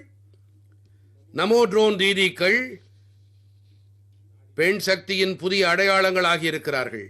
கிராமங்களிலே என்னை சந்தித்த பெண் தன்னை எல்லோரும் என பைலட் என்று அழைக்கிறார்கள் என்று கூறினாள். மிகுந்த பெருமையோடு கூறினாள். அவள் அதிகம் படிக்கவில்லை, ஆனால் அவள் மனதில் பெருமை ஏற்பட்டது. நண்பர்களே, நாங்கள் 3 கோடி பெண்களை லட்சாதிபதி தீதிகளாக ஆக்கும் உறுதிப்பாட்டை மேற்கொண்டோம். 3 கோடி என்று மிகுந்த சந்தோஷத்தோடு கூறுகிறேன். நாங்கள் விரைவு கதியில் செயல்பட்டு வருகின்றோம். குறித்த காலத்திற்கு முன்பாகவே 3 கோடியை தாண்டி விடுவோம். இன்று நான் உவகையோடு நாட்டுக்கு தெரிவிக்க விரும்புகிறேன். என்னுடைய பெண் சக்தியின் வல்லமையை பாருங்கள். பார்த்து கொண்டிருக்கும் போதே 2 கோடி பெண்கள் லட்சாதிபதி தீதிகளாக ஆகியும் விட்டார்கள்.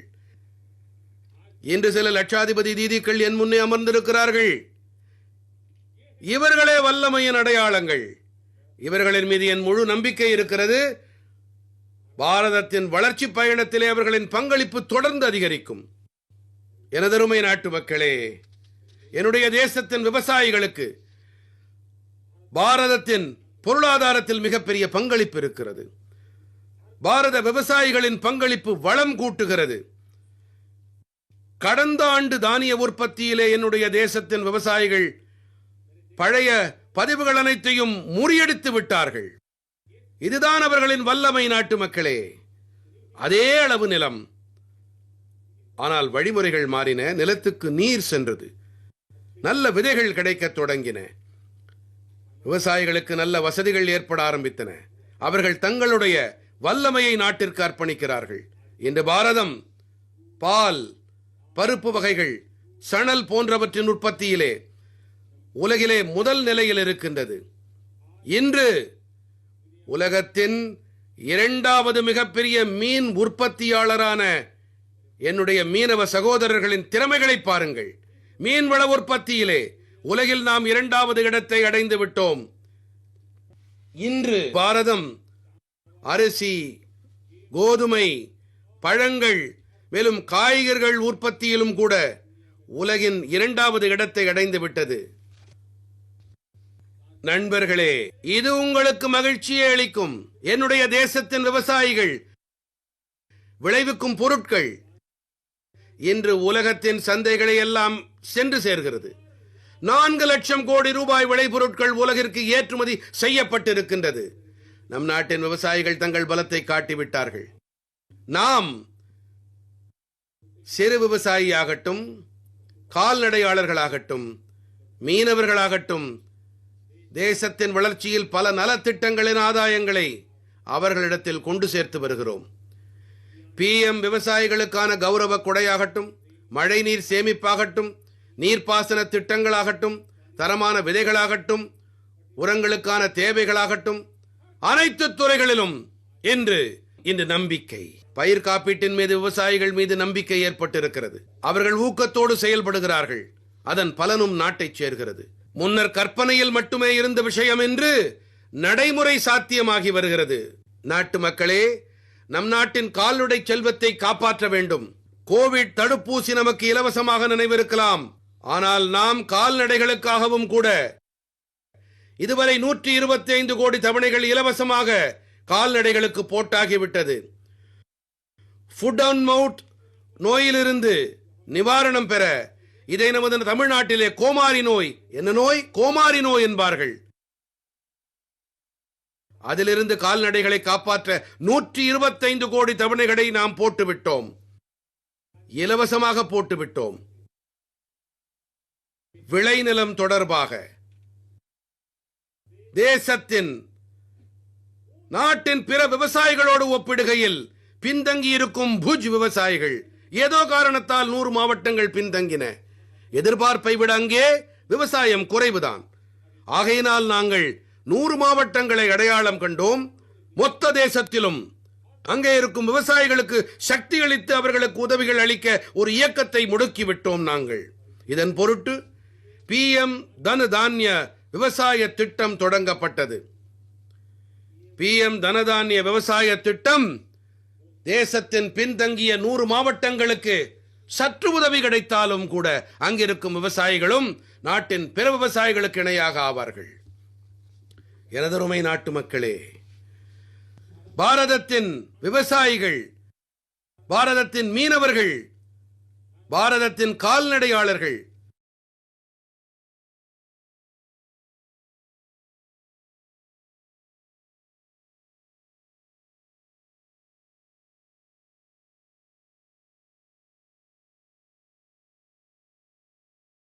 அவர்களோடு தொடர்புடைய எந்த ஒரு கேடு விளைவிக்கும் கொள்கைக்கு முன்னால்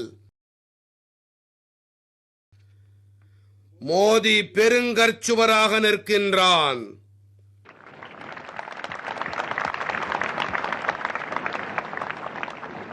பாரதம் தன்னுடைய விவசாயிகள், தன்னுடைய கால்நடையாளர்கள், தனது மீனவர்களுடைய, தனது தொடர்புடைய விஷயத்திலே எப்போதும் எந்தவித சமரசமும் செய்து கொள்ளாது.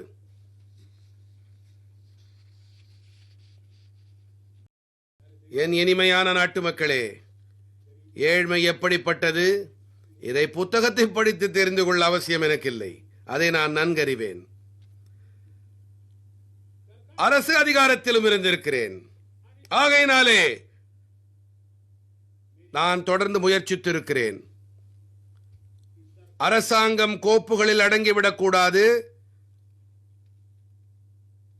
அரசாங்கம் நாட்டு மக்களின் வாழ்க்கையின் உயிராக இருக்க வேண்டும். பட்டியலினத்தவர்கள், பாதிக்கப்பட்டவர்கள், சீர்மரபினர், மறுக்கப்பட்டவர்கள், அவர்களின் பொருட்டு அரசாங்கம் ஆக்கப்பூர்வமாக நடந்து கொள்ள வேண்டும். அரசாங்கம் மக்கள் தரப்பில் இருக்க வேண்டும். அந்த திசையிலே நாங்கள் தொடர்ந்து முயற்சி செய்து வருகிறோம். சமூகத்தில் அனைத்து தேவை இருக்கும் மனிதர்களுக்கும், சிலருக்கு மனதில் தோன்றலாம், அரசு திட்டங்கள் முன்னர் கூட வந்தன. கண்டிப்பாக இல்லை. நாங்கள் அரசு நல திட்டங்களை களத்தில் இறக்குகிறோம். நிறைவேற்றுதலில் நாங்கள் கவனம் செலுத்துகிறோம். மேலும் சமூக நீதி தொடர்பாக மெய்யான கல்வி உண்டு என்றால் அது நிறைவு செய்வதில் மட்டுமே அடங்கி இருக்கிறது. இதிலே தேவையான யாரும் விடுபடக்கூடாது. உரிமையாளர் வீட்டிற்கே அரசாங்கம் செல்ல வேண்டும். அவர்கள் உரிமை பொருள் கிடைக்க வேண்டும். இதற்காக நாங்கள் பணியாற்றுகிறோம். ஜன்தன் கணக்குகள் திறக்கப்பட்ட போது அதை ஏதோ வங்கி கணக்கு என்பது போல அல்ல, அது மக்களுக்கு சுயமரியாதையை அளித்தது. வங்கி கதவுகள் எனக்காகவும் திறக்கும். நானும் வங்கி கதவுகள் வழியே நுழைந்து மேஜை மீது கை வைத்து பேச முடியும். இந்த நம்பிக்கையை நாங்கள் அளித்தோம். ஆயுஷ்மான் பாரதம் திட்டம் நோயை சகித்துக் கொள்ளும் பழக்கத்தில் இருந்து விடுபடவும் அவர்களுக்கு நல்ல உடல் பராமரிப்பு கிடைக்கும் சேவையை செய்தது. மேலும் நாங்கள் மூத்த குடிமக்களுக்கு 5 லட்சம் ரூபாய்க்கும் அதிகமான உதவிகள் செய்து அவர்களுடைய உடல் நலத்தின் மீது அக்கறையை வெளிப்படுத்துகிறோம்.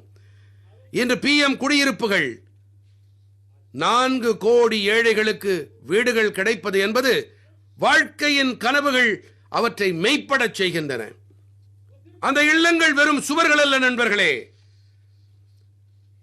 தள்ளுவண்டிக்காரர்களுக்கு PM ஸ்வநிதி திட்டம் அவர்கள் ஒரு காலத்தில் வட்டி பிரச்சனையில் சிக்கி இறந்தார்கள்.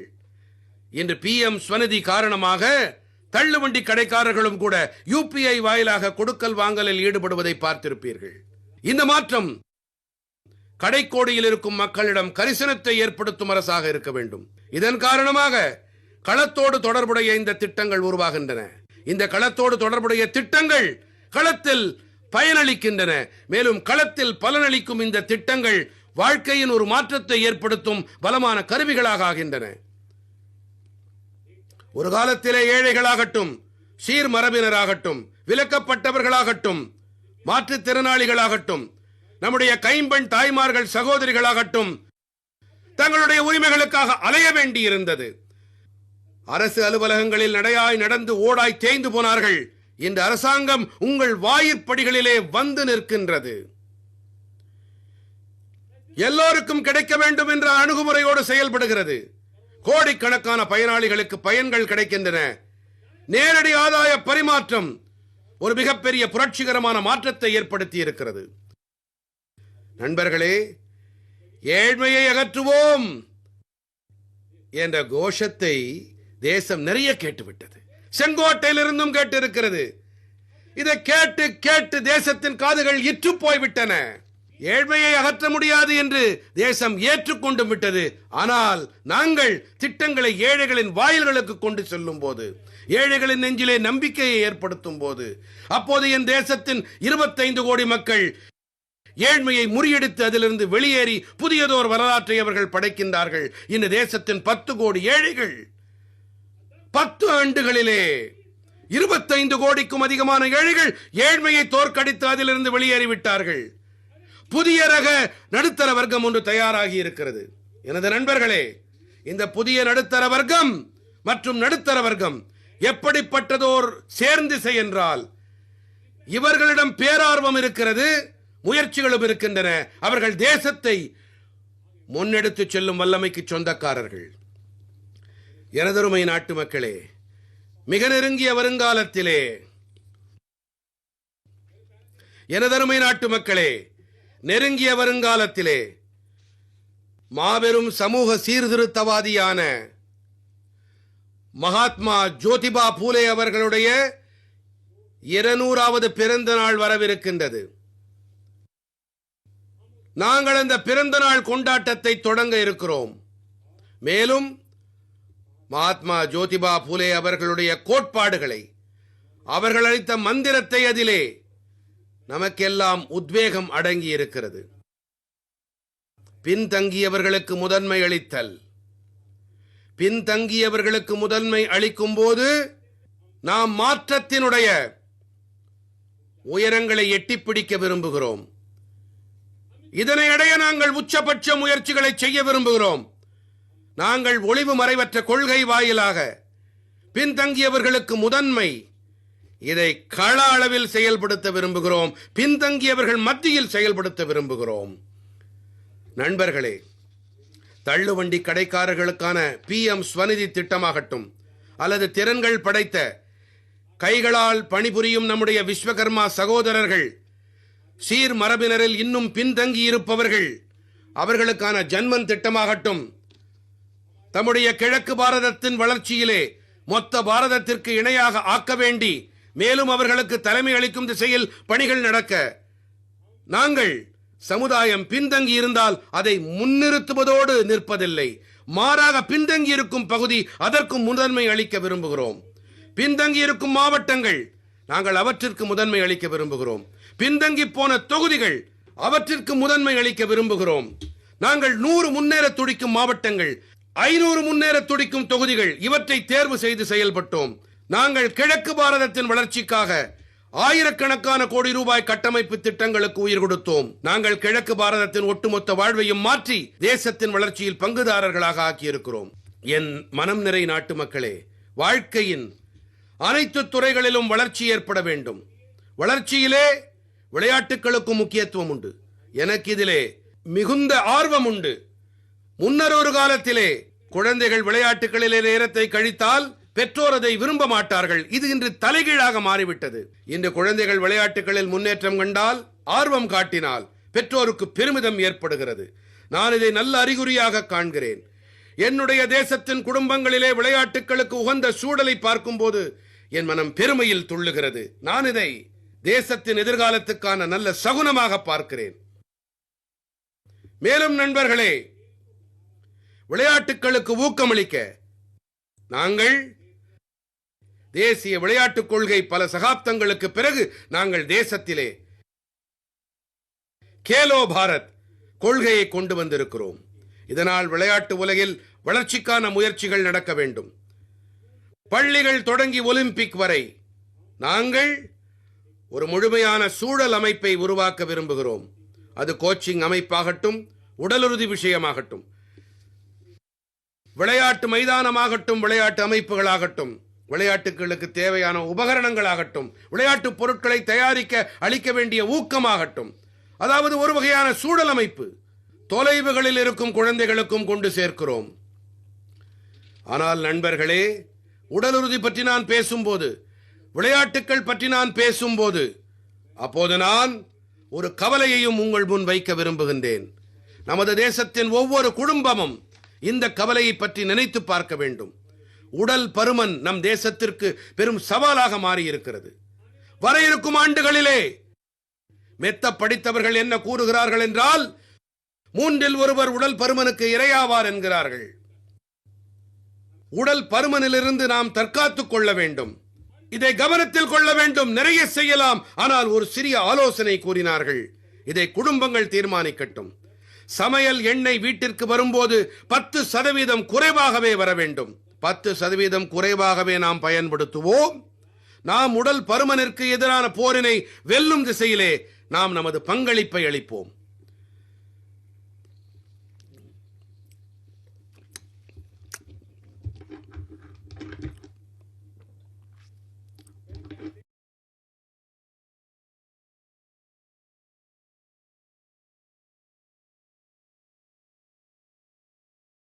எனதருமை நாட்டு மக்களே, நம்முடைய தேசம் நற்பேறுகள் உடையது.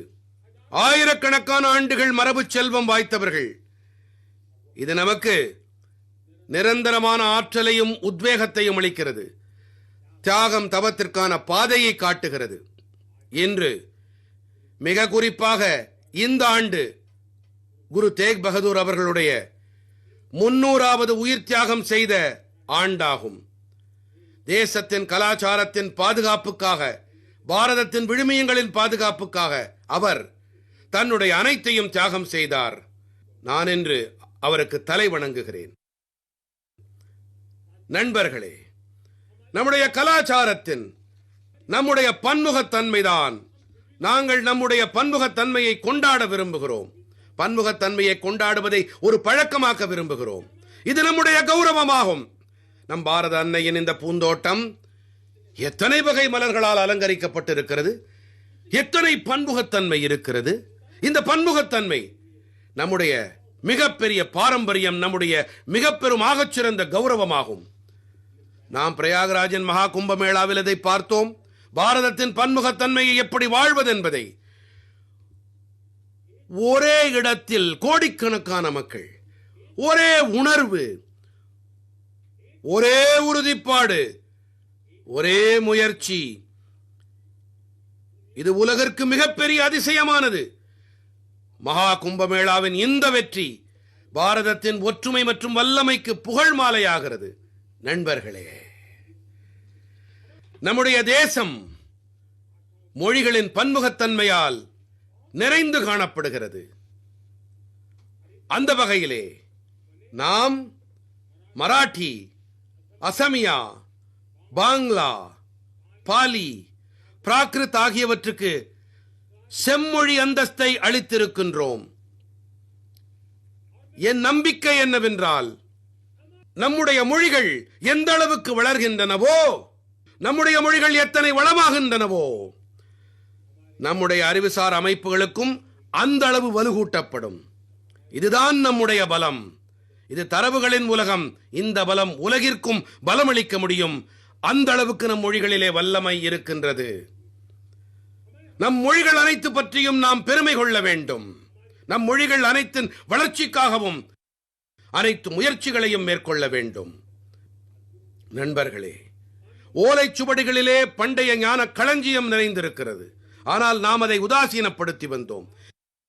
இந்த முறை நாம் ஞான பாரதம் திட்டத்தின்படி தேசத்திலே எங்கெல்லாம் கையெழுத்து பிரதிகள் இருக்கின்றதோ, ஓலைச்சுவடிகள் இருக்கின்றதோ, பல நூற்றாண்டுகள் பழமையான ஆவணங்கள் இருக்கின்றனவோ, அவற்றை தேடி கண்டுபிடித்து இன்றைய தொழில்நுட்பம் வாயிலாக அந்த ஞான திரட்டினை வருங்கால சந்ததிகளுக்கு பயனாகும் வகையிலே நாங்கள் எனதருமை நாட்டு மக்களே, எங்களுடைய கருத்து தெளிவானது.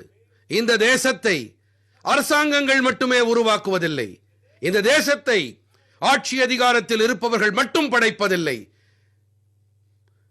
இந்த தேசத்தை நிர்வாகத்தின் மையத்தில் இருப்பவர்கள் ஏற்படுத்துவதில்லை.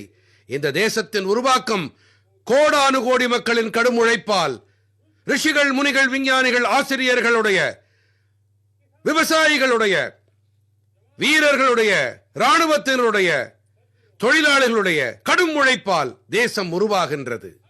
அனைவரின் பங்களிப்பும் இதில் இருக்கிறது. தனிநபர் பங்களிப்பும் இருக்கிறது. அமைப்பின் பங்களிப்பும் இருக்கின்றது என்று நான் மிகுந்த பெருமிதத்துடன் குறிப்பிட விரும்புகிறேன். இன்றிலிருந்து 100 ஆண்டுகள் முன்பாக ஒரு அமைப்பின் பிறப்பு ஏற்பட்டது. அது ராஷ்டிரிய ஸ்வயம் சேவக சங்கம். 100 ஆண்டுகால தேசத்தின் சேவை ஒரு மிகுந்த கௌரவமயமான பொன்னெழுத்து காவியம். தனிநபர் உருவாக்கம் தொடங்கி தேச உருவாக்கம் வரை 100 ஆண்டுகள் வரை பாரத அன்னையின் நலன்கள் என்ற லட்சியத்தை லட்சோப லட்சம் ஸ்வயம் சேவகர்கள் தாய்நாட்டின் சேவையிலே தங்கள் வாழ்க்கையை அர்ப்பணித்தார்கள். சேவை, அர்ப்பணிப்பு, அமைப்பு, மேலும் ஈடு இணையில்லா ஒழுங்குமுறை, இவற்றை அடையாளங்களாக கொண்ட ராஷ்டிரிய ஸ்வயம் சேவக சங்கம் ஒரு வகையிலே உலகின் மிகப்பெரிய அரசு சாரா அமைப்பாகும். 100 ஆண்டு காலமாக அதன் சமர்ப்பண வரலாறு இருக்கின்றது. நான் இன்று செங்கோட்டை கொத்தளத்தில் இருந்து 100 ஆண்டு காலம் நாட்டுப்பணி யாத்திரையிலே பங்களிப்பு அளித்த அனைத்து ஸ்வயம் சேவகர்களுக்கும் மரியாதையுடனான வணக்கத்தை தெரிவிக்கிறேன். மேலும் தேசம் பெருமிதம் கொள்கிறது. ராஷ்டிரிய ஸ்வயம் சேவக சங்கத்தின் இந்த 100 ஆண்டு கால மாபெரும் சமர்ப்பணம் மிக்க யாத்திரையை இது தொடர்ந்து நம்மை உத்வேகப்படுத்தும். எனதருமை நாட்டு மக்களே, நாம் தன்னிறைவை நோக்கி பயணிக்கிறோம். ஆனால் தன்னிறைவுக்கான பாதை பாதுகாப்பை கடந்துதான் செல்ல வேண்டும். கடந்த 11 ஆண்டுகளிலே தேசிய பாதுகாப்பு, நாட்டின் பாதுகாப்பு, தேச குடிமக்களின் பாதுகாப்பு, இந்த அனைத்து கோணங்களிலும் நாங்கள் முழு அர்ப்பணிப்போடு பணிகள் ஆற்றி வந்திருக்கின்றோம். மாற்றங்களை ஏற்படுத்துவதில் நாங்கள் வெற்றி பெற்று இருக்கிறோம். தேசம் ஒன்றை நன்கறியும், அதாவது தேசத்தின் மிக பெரிய மக்கள் தொகை கொண்ட பகுதி நக்சல்வாதிகளின் பிடியிலே, மாவோவாதிகளின் பிடியிலே பல பத்தாண்டுகளாக பீடிக்கப்பட்டிருந்தது. அதிக அளவு பாதிப்பு என்னுடைய பழங்குடியின குடும்பங்களுக்கு, பழங்குடியின சகோதரிகளும் தாய்மார்களும் தங்களுடைய புத்தி கூர்மை படைத்த குழந்தைகளை இழக்க நேர்ந்தது. இளைஞர்கள் தவறான பாதையில் இழுத்துச் செல்லப்பட்டார்கள், திசை மாற்றப்பட்டார்கள், அவர்களுடைய வாழ்க்கை அழிக்கப்பட்டது. நாங்கள் இரும்பு கரம் கொண்டு செயல்பட்டோம். ஒரு காலத்திலே, அப்போது 125 மாவட்டங்களிலே நக்சல்வாதம் மிகவும் வேரூன்றி இருந்தது. மாவோவாதிகளுடைய மரணப்பிடியிலே நம்முடைய பழங்குடியின பகுதிகளும் பழங்குடியின இளைஞர்களும் சிக்கித் தவித்தார்கள். ஆனால் இன்றோ 125 மாவட்டங்கள் குறைந்து 20 ஆக்கிவிட்டோம். அந்த பழங்குடியின சமூகங்களுக்கு நாங்கள் மிகப்பெரிய சேவையை ஆற்றி இருக்கிறோம். நீங்களே பாருங்கள், முன்னொரு காலத்திலே பஸ்தரை நினைத்து பார்த்த உடனேயே மாவோயிசமும் நக்சலிசமும் தோட்டாக்கள் குண்டுகளுடைய ஒலியும் காதுகளில் வந்து விழும். அதே பஸ்தரிலே மாவோயிசம் நக்சலிசத்திலிருந்து விடுவிக்கப்பட்ட பிறகு பஸ்தரின் இளைஞர்கள் விளையாட்டுகளில் ஈடுபட்டிருந்த போது ஆயிரக்கணக்கான இளைஞர்கள் பாரத அன்னைக்கு ஜெயம் என சொல்லி விளையாட்டு மைதானத்தில் இறங்கும் போது மொத்த சூழலும் உற்சாகத்தால் பொங்கி எழுகின்றது. இந்த மாற்றத்தை தேசம் பார்க்கிறது. எந்த பகுதி சிகப்பு இடைவெளியாக பார்க்கப்பட்டதோ அது இன்று வளர்ச்சியின் பசும் தாழ்வாரமாக பார்க்கப்படுகிறது. நண்பர்களே, நமக்கெல்லாம் பெருமை அளிக்கும் விஷயம். பாரதத்தின் வரைபடத்திலே எந்த பகுதிகளில் ரத்தம் பெருகி ஓடியதோ, சிவப்பு வண்ணத்தால் பூசப்பட்டதோ, நாங்கள் அங்கே அரசியல் சட்டம், சட்டங்கள் மற்றும் வளர்ச்சி மூவண்ணத்தை பறக்க விட்டோம். எனதருமை நாட்டு மக்களே, இது பகவான் பிர்சா முண்டாவின் 150வது பிறந்த நாள் விழா. இந்த வேளையிலே இந்த பழங்குடியின பகுதிகளை வன்முறையிலிருந்து விடுவித்து இந்த பழங்குடியின குடும்பங்களின் இளைஞர்களின் வாழ்க்கையை காப்பாற்றி நாங்கள் பகவான் பிர்சா முண்டாவிற்கு மெய்யானதொரு நினைவாஞ்சலிகளை அளித்திருக்கிறோம்.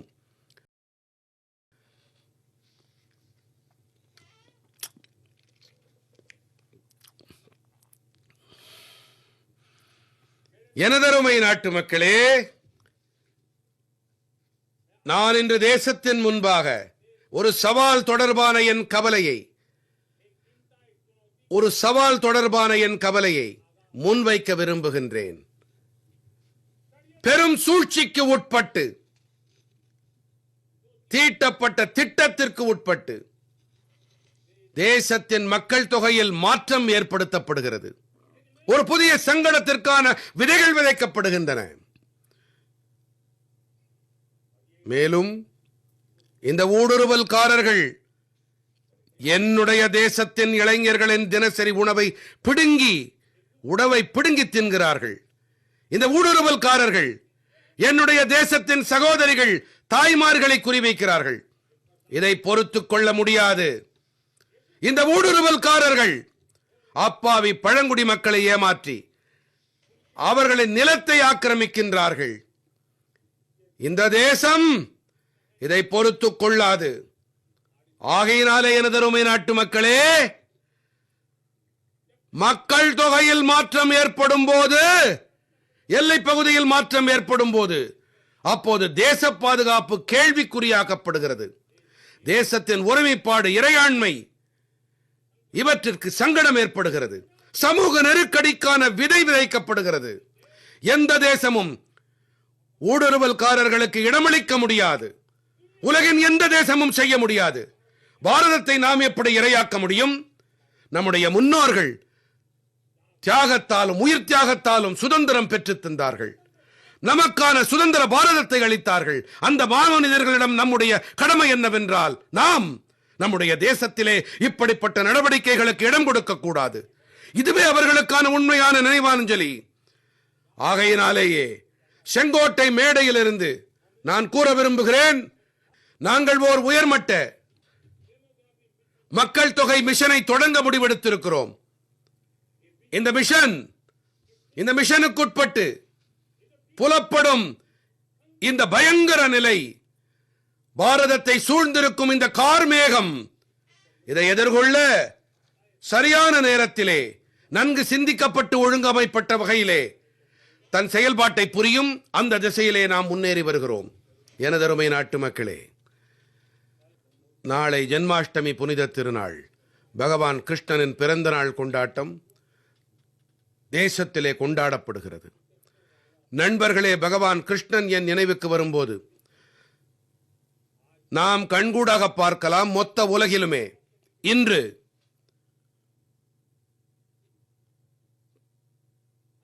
போரின் வழிமுறைகள் மாறி வருகின்றன என்பதை நாம் கவனித்தோம். பாரதம் போரின் அனைத்து உத்திகளையும் எதிர்கொள்ளும் வல்லமை உடையதாக இருக்கிறது. நாம் ஆபரேஷன் சிந்தூரில் இதனை வெளிப்படுத்தினோம். தொழில்நுட்பத்தில் வல்லமையை காட்டினோம். பாகிஸ்தானும் நம்முடைய ராணுவ தளங்கள் மீது நம்முடைய விமான தளங்கள் மீது, நம்முடைய நுணுக்கங்களின் மீது, நம்முடைய வழிபாட்டு தலங்கள் மீது, நம்முடைய குடிமக்களின் மீது ஏவுகணைகளையும் ட்ரோன்களையும் கணக்கே இல்லாத அளவுக்கு ஏவி தாக்கினார்கள். தேசம் இதை கவனித்தது. ஆனால்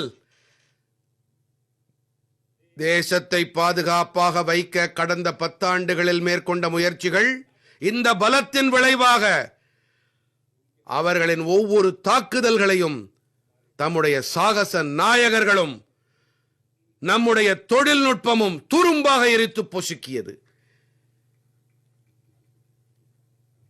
இம்மி அளவுக்கு கூட சேதம் ஏற்படுத்த முடியவில்லை. அந்த வகையிலே போர்க்களத்திலே தொழில்நுட்பத்தை விரிவடைய செய்யும் போது, தொழில்நுட்பமானது பரவும் போது, அப்போது தேசத்தின் பாதுகாப்பிலே, குடிமக்களின் பாதுகாப்பிலே நாமும் கூட நம்முடைய திறமைகளை மேலும் விரிவாக்கம் செய்ய வேண்டியது அவசியமாகிறது. இன்று நாம் அடைந்திருக்கும் வல்லமை, இதை தொடர்ந்து நாம் மேம்படுத்திக் கொண்டே இருக்க வேண்டும். அந்த வகையிலே நண்பர்களே, நான் ஒரு உறுதி பூண்டிருக்கின்றேன். எனக்கு உங்களுடைய நல்லாசிகள் தேவை. கோடானு கோடி நாட்டு மக்களின் நல்லாசிகள் தேவை. ஏனென்றால் நல்வளம் எத்தனைதான் அதிகம் இருந்தாலும் பாதுகாப்பு விஷயத்தில் உதாசீனமாக இருந்தோம் என்றால் அந்த நல்வளம் கூட ஒரு பயனையும் அளிக்காது. அந்த வகையிலே பாதுகாப்பின் மகத்துவம் மிக அதிகமானது. ஆகையினாலே செங்கோட்டை மேடையிலிருந்து இன்று நான் கூறுகிறேன், வரவிருக்கின்ற 10 ஆண்டுகளிலே 2035க்குள்ளாக தேசத்தின் அனைத்து மகத்துவம் வாய்ந்த இடங்கள், இவற்றிலே போர் திறத்தோடு கூட பொதுமக்கள் பகுதிகளும் அடங்கும். உதாரணமாக மருத்துவமனைகள் ஆகட்டும், ரயில்வே ஆகட்டும், எந்த ஒரு வழிபாட்டு தலங்களாகட்டும், அவற்றை தொழில்நுட்பத்தினுடைய புதிய தளம் வாயிலாக, முழுமையான வாயிலாக பாதுகாப்பு கவசம் அளிக்கப்படும். இந்த பாதுகாப்பு கவசம் தொடர்ந்து விரிவடைந்து கொண்டே இருக்க வேண்டும். தேசத்தின் அனைத்து குடிமக்களும் பாதுகாப்பாய் உணர வேண்டும். நம்மை தாக்க எந்த தொழில்நுட்பம் எதிர்வந்தாலும் நம்முடைய தொழில்நுட்பம் அதைவிட மேம்பட்டதாக நிரூபித்து காட்டும். ஆகையினாலேதான் வரவிருக்கின்ற 10 ஆண்டுகள் 2035 வரையிலான காலகட்டத்திலே தேசிய பாதுகாப்பு கவசத்தை விரிவாக்கம் செய்ய விரும்புகின்றேன், பலம் கூட்ட விரும்புகின்றேன், நவீனப்படுத்த விரும்புகின்றேன். அந்த வகையிலே பகவான் கிருஷ்ணரிடம் உத்வேகம் பெற்று நாங்கள் ஸ்ரீ கிருஷ்ணரின் சுதர்சன சக்கரம் இருந்ததே, அந்த சுதர்சன சக்கரத்தின் பாதையை தேர்ந்தெடுத்தோம். உங்களில் பலருக்கு நினைவிருக்கலாம், மகாபாரத போர் நடந்து கொண்டிருக்கும் போது ஸ்ரீ கிருஷ்ண பகவான் தன்னுடைய சுதர்சன சக்கரத்தால் சூரியனின் ஒளியை தடுத்து நிறுத்தினார். மேலும் பகல் பொழுதின் போது இருளை கூட்டினார். சூரியனின் பிரகாசத்தை சுதர்சன சக்கரத்தால் தடுத்து விட்டார். அப்போது அர்ஜுனன் செய்த சபதமான ஜெயத்ரதனை வதம் செய்வேன் என்பதை, அந்த சபதத்தை அர்ஜுனனால் நிறைவேற்ற முடிந்தது. சுதர்சன சக்கரத்தின் பராக்கிரமம் மற்றும் போர் திறத்தின் விளைவுகளாகும் இவை. இப்போது தேசம் சுதர்சன சக்கர மிஷனை தொடங்கும்.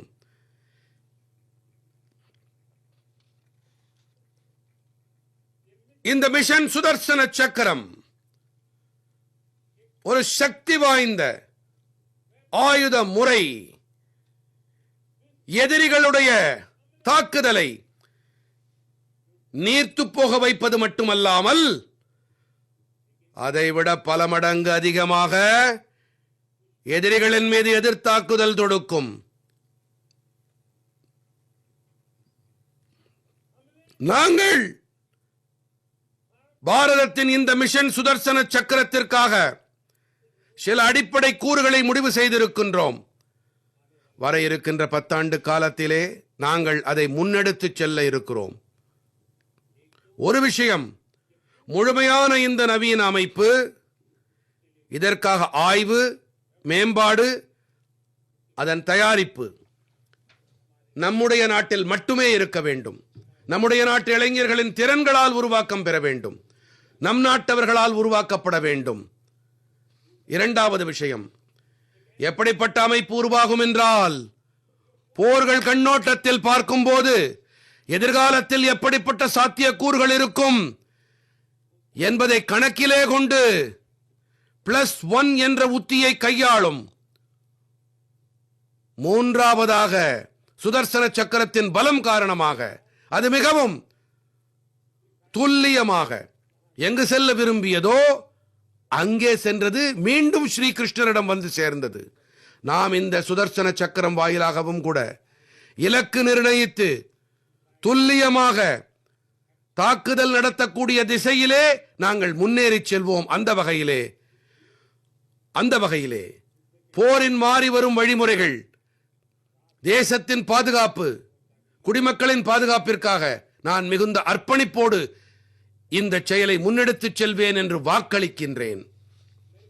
எனதருமை நாட்டு மக்களே, ஜனநாயகம் பற்றி நாம் பேசும் வேளையிலே அப்போது நமது அரசியல் சட்டம் நமக்கெல்லாம்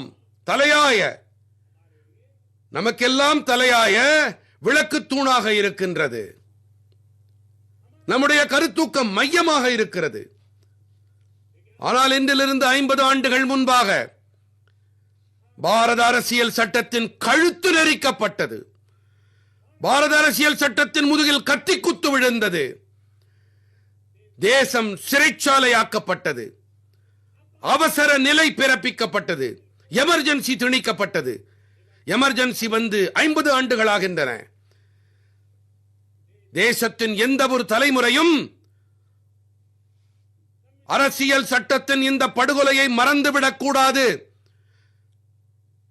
அரசியல் சட்டத்தை கொன்ற பாதகர்களை மறந்துவிடக் கூடாது.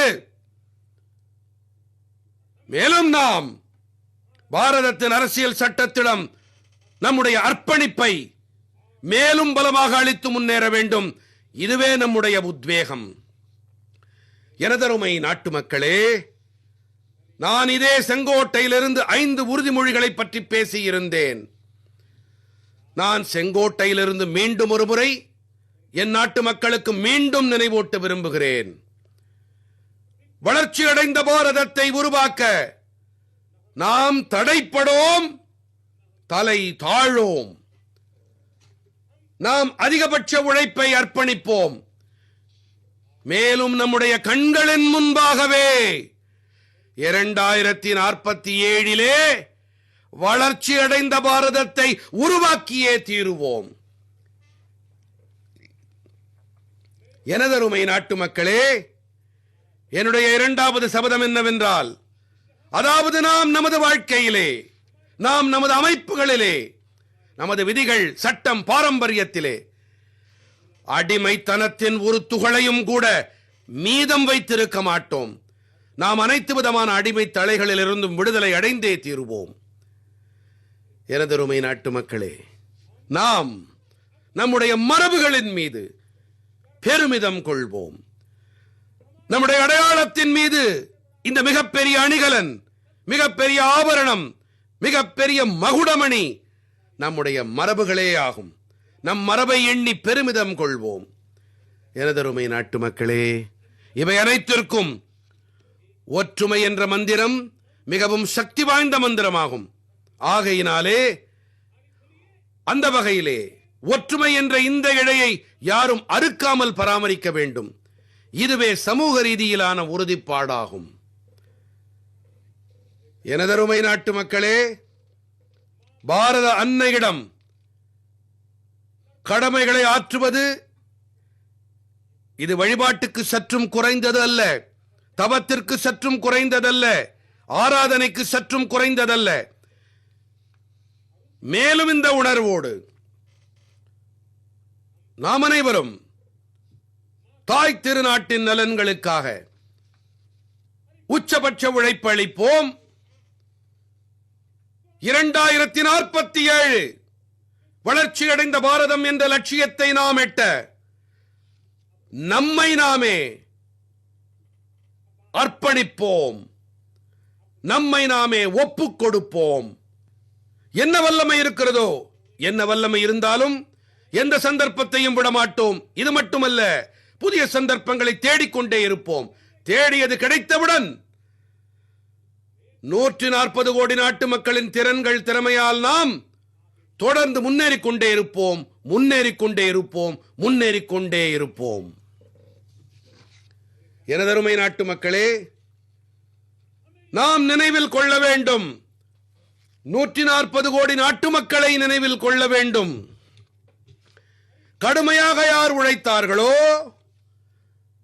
தீவிரமாக யார் உழைத்தார்களோ, அவர்களால் மட்டுமே வரலாறு படைக்கப்படுகின்றது. கடுமையாக உழைத்தவர்கள் எவரோ அவர்களால் மட்டுமே வரலாறு படைக்கப்படுகிறது. யாரெல்லாம் கடுமையான மலைகளை தகர்த்தார்களோ, யாரெல்லாம் கடுமையான மலைகளை தகர்த்தார்களோ அவர்கள்தாம் காலச்சக்கரத்தை திருப்பி இருக்கிறார்கள். யாரெல்லாம் கடுமையான மலைகளை தகர்த்தார்களோ அவர்கள்தாம் காலச்சக்கரத்தை திருப்பி இருக்கிறார்கள். மேலும் காலச்சக்கரத்தை திருப்ப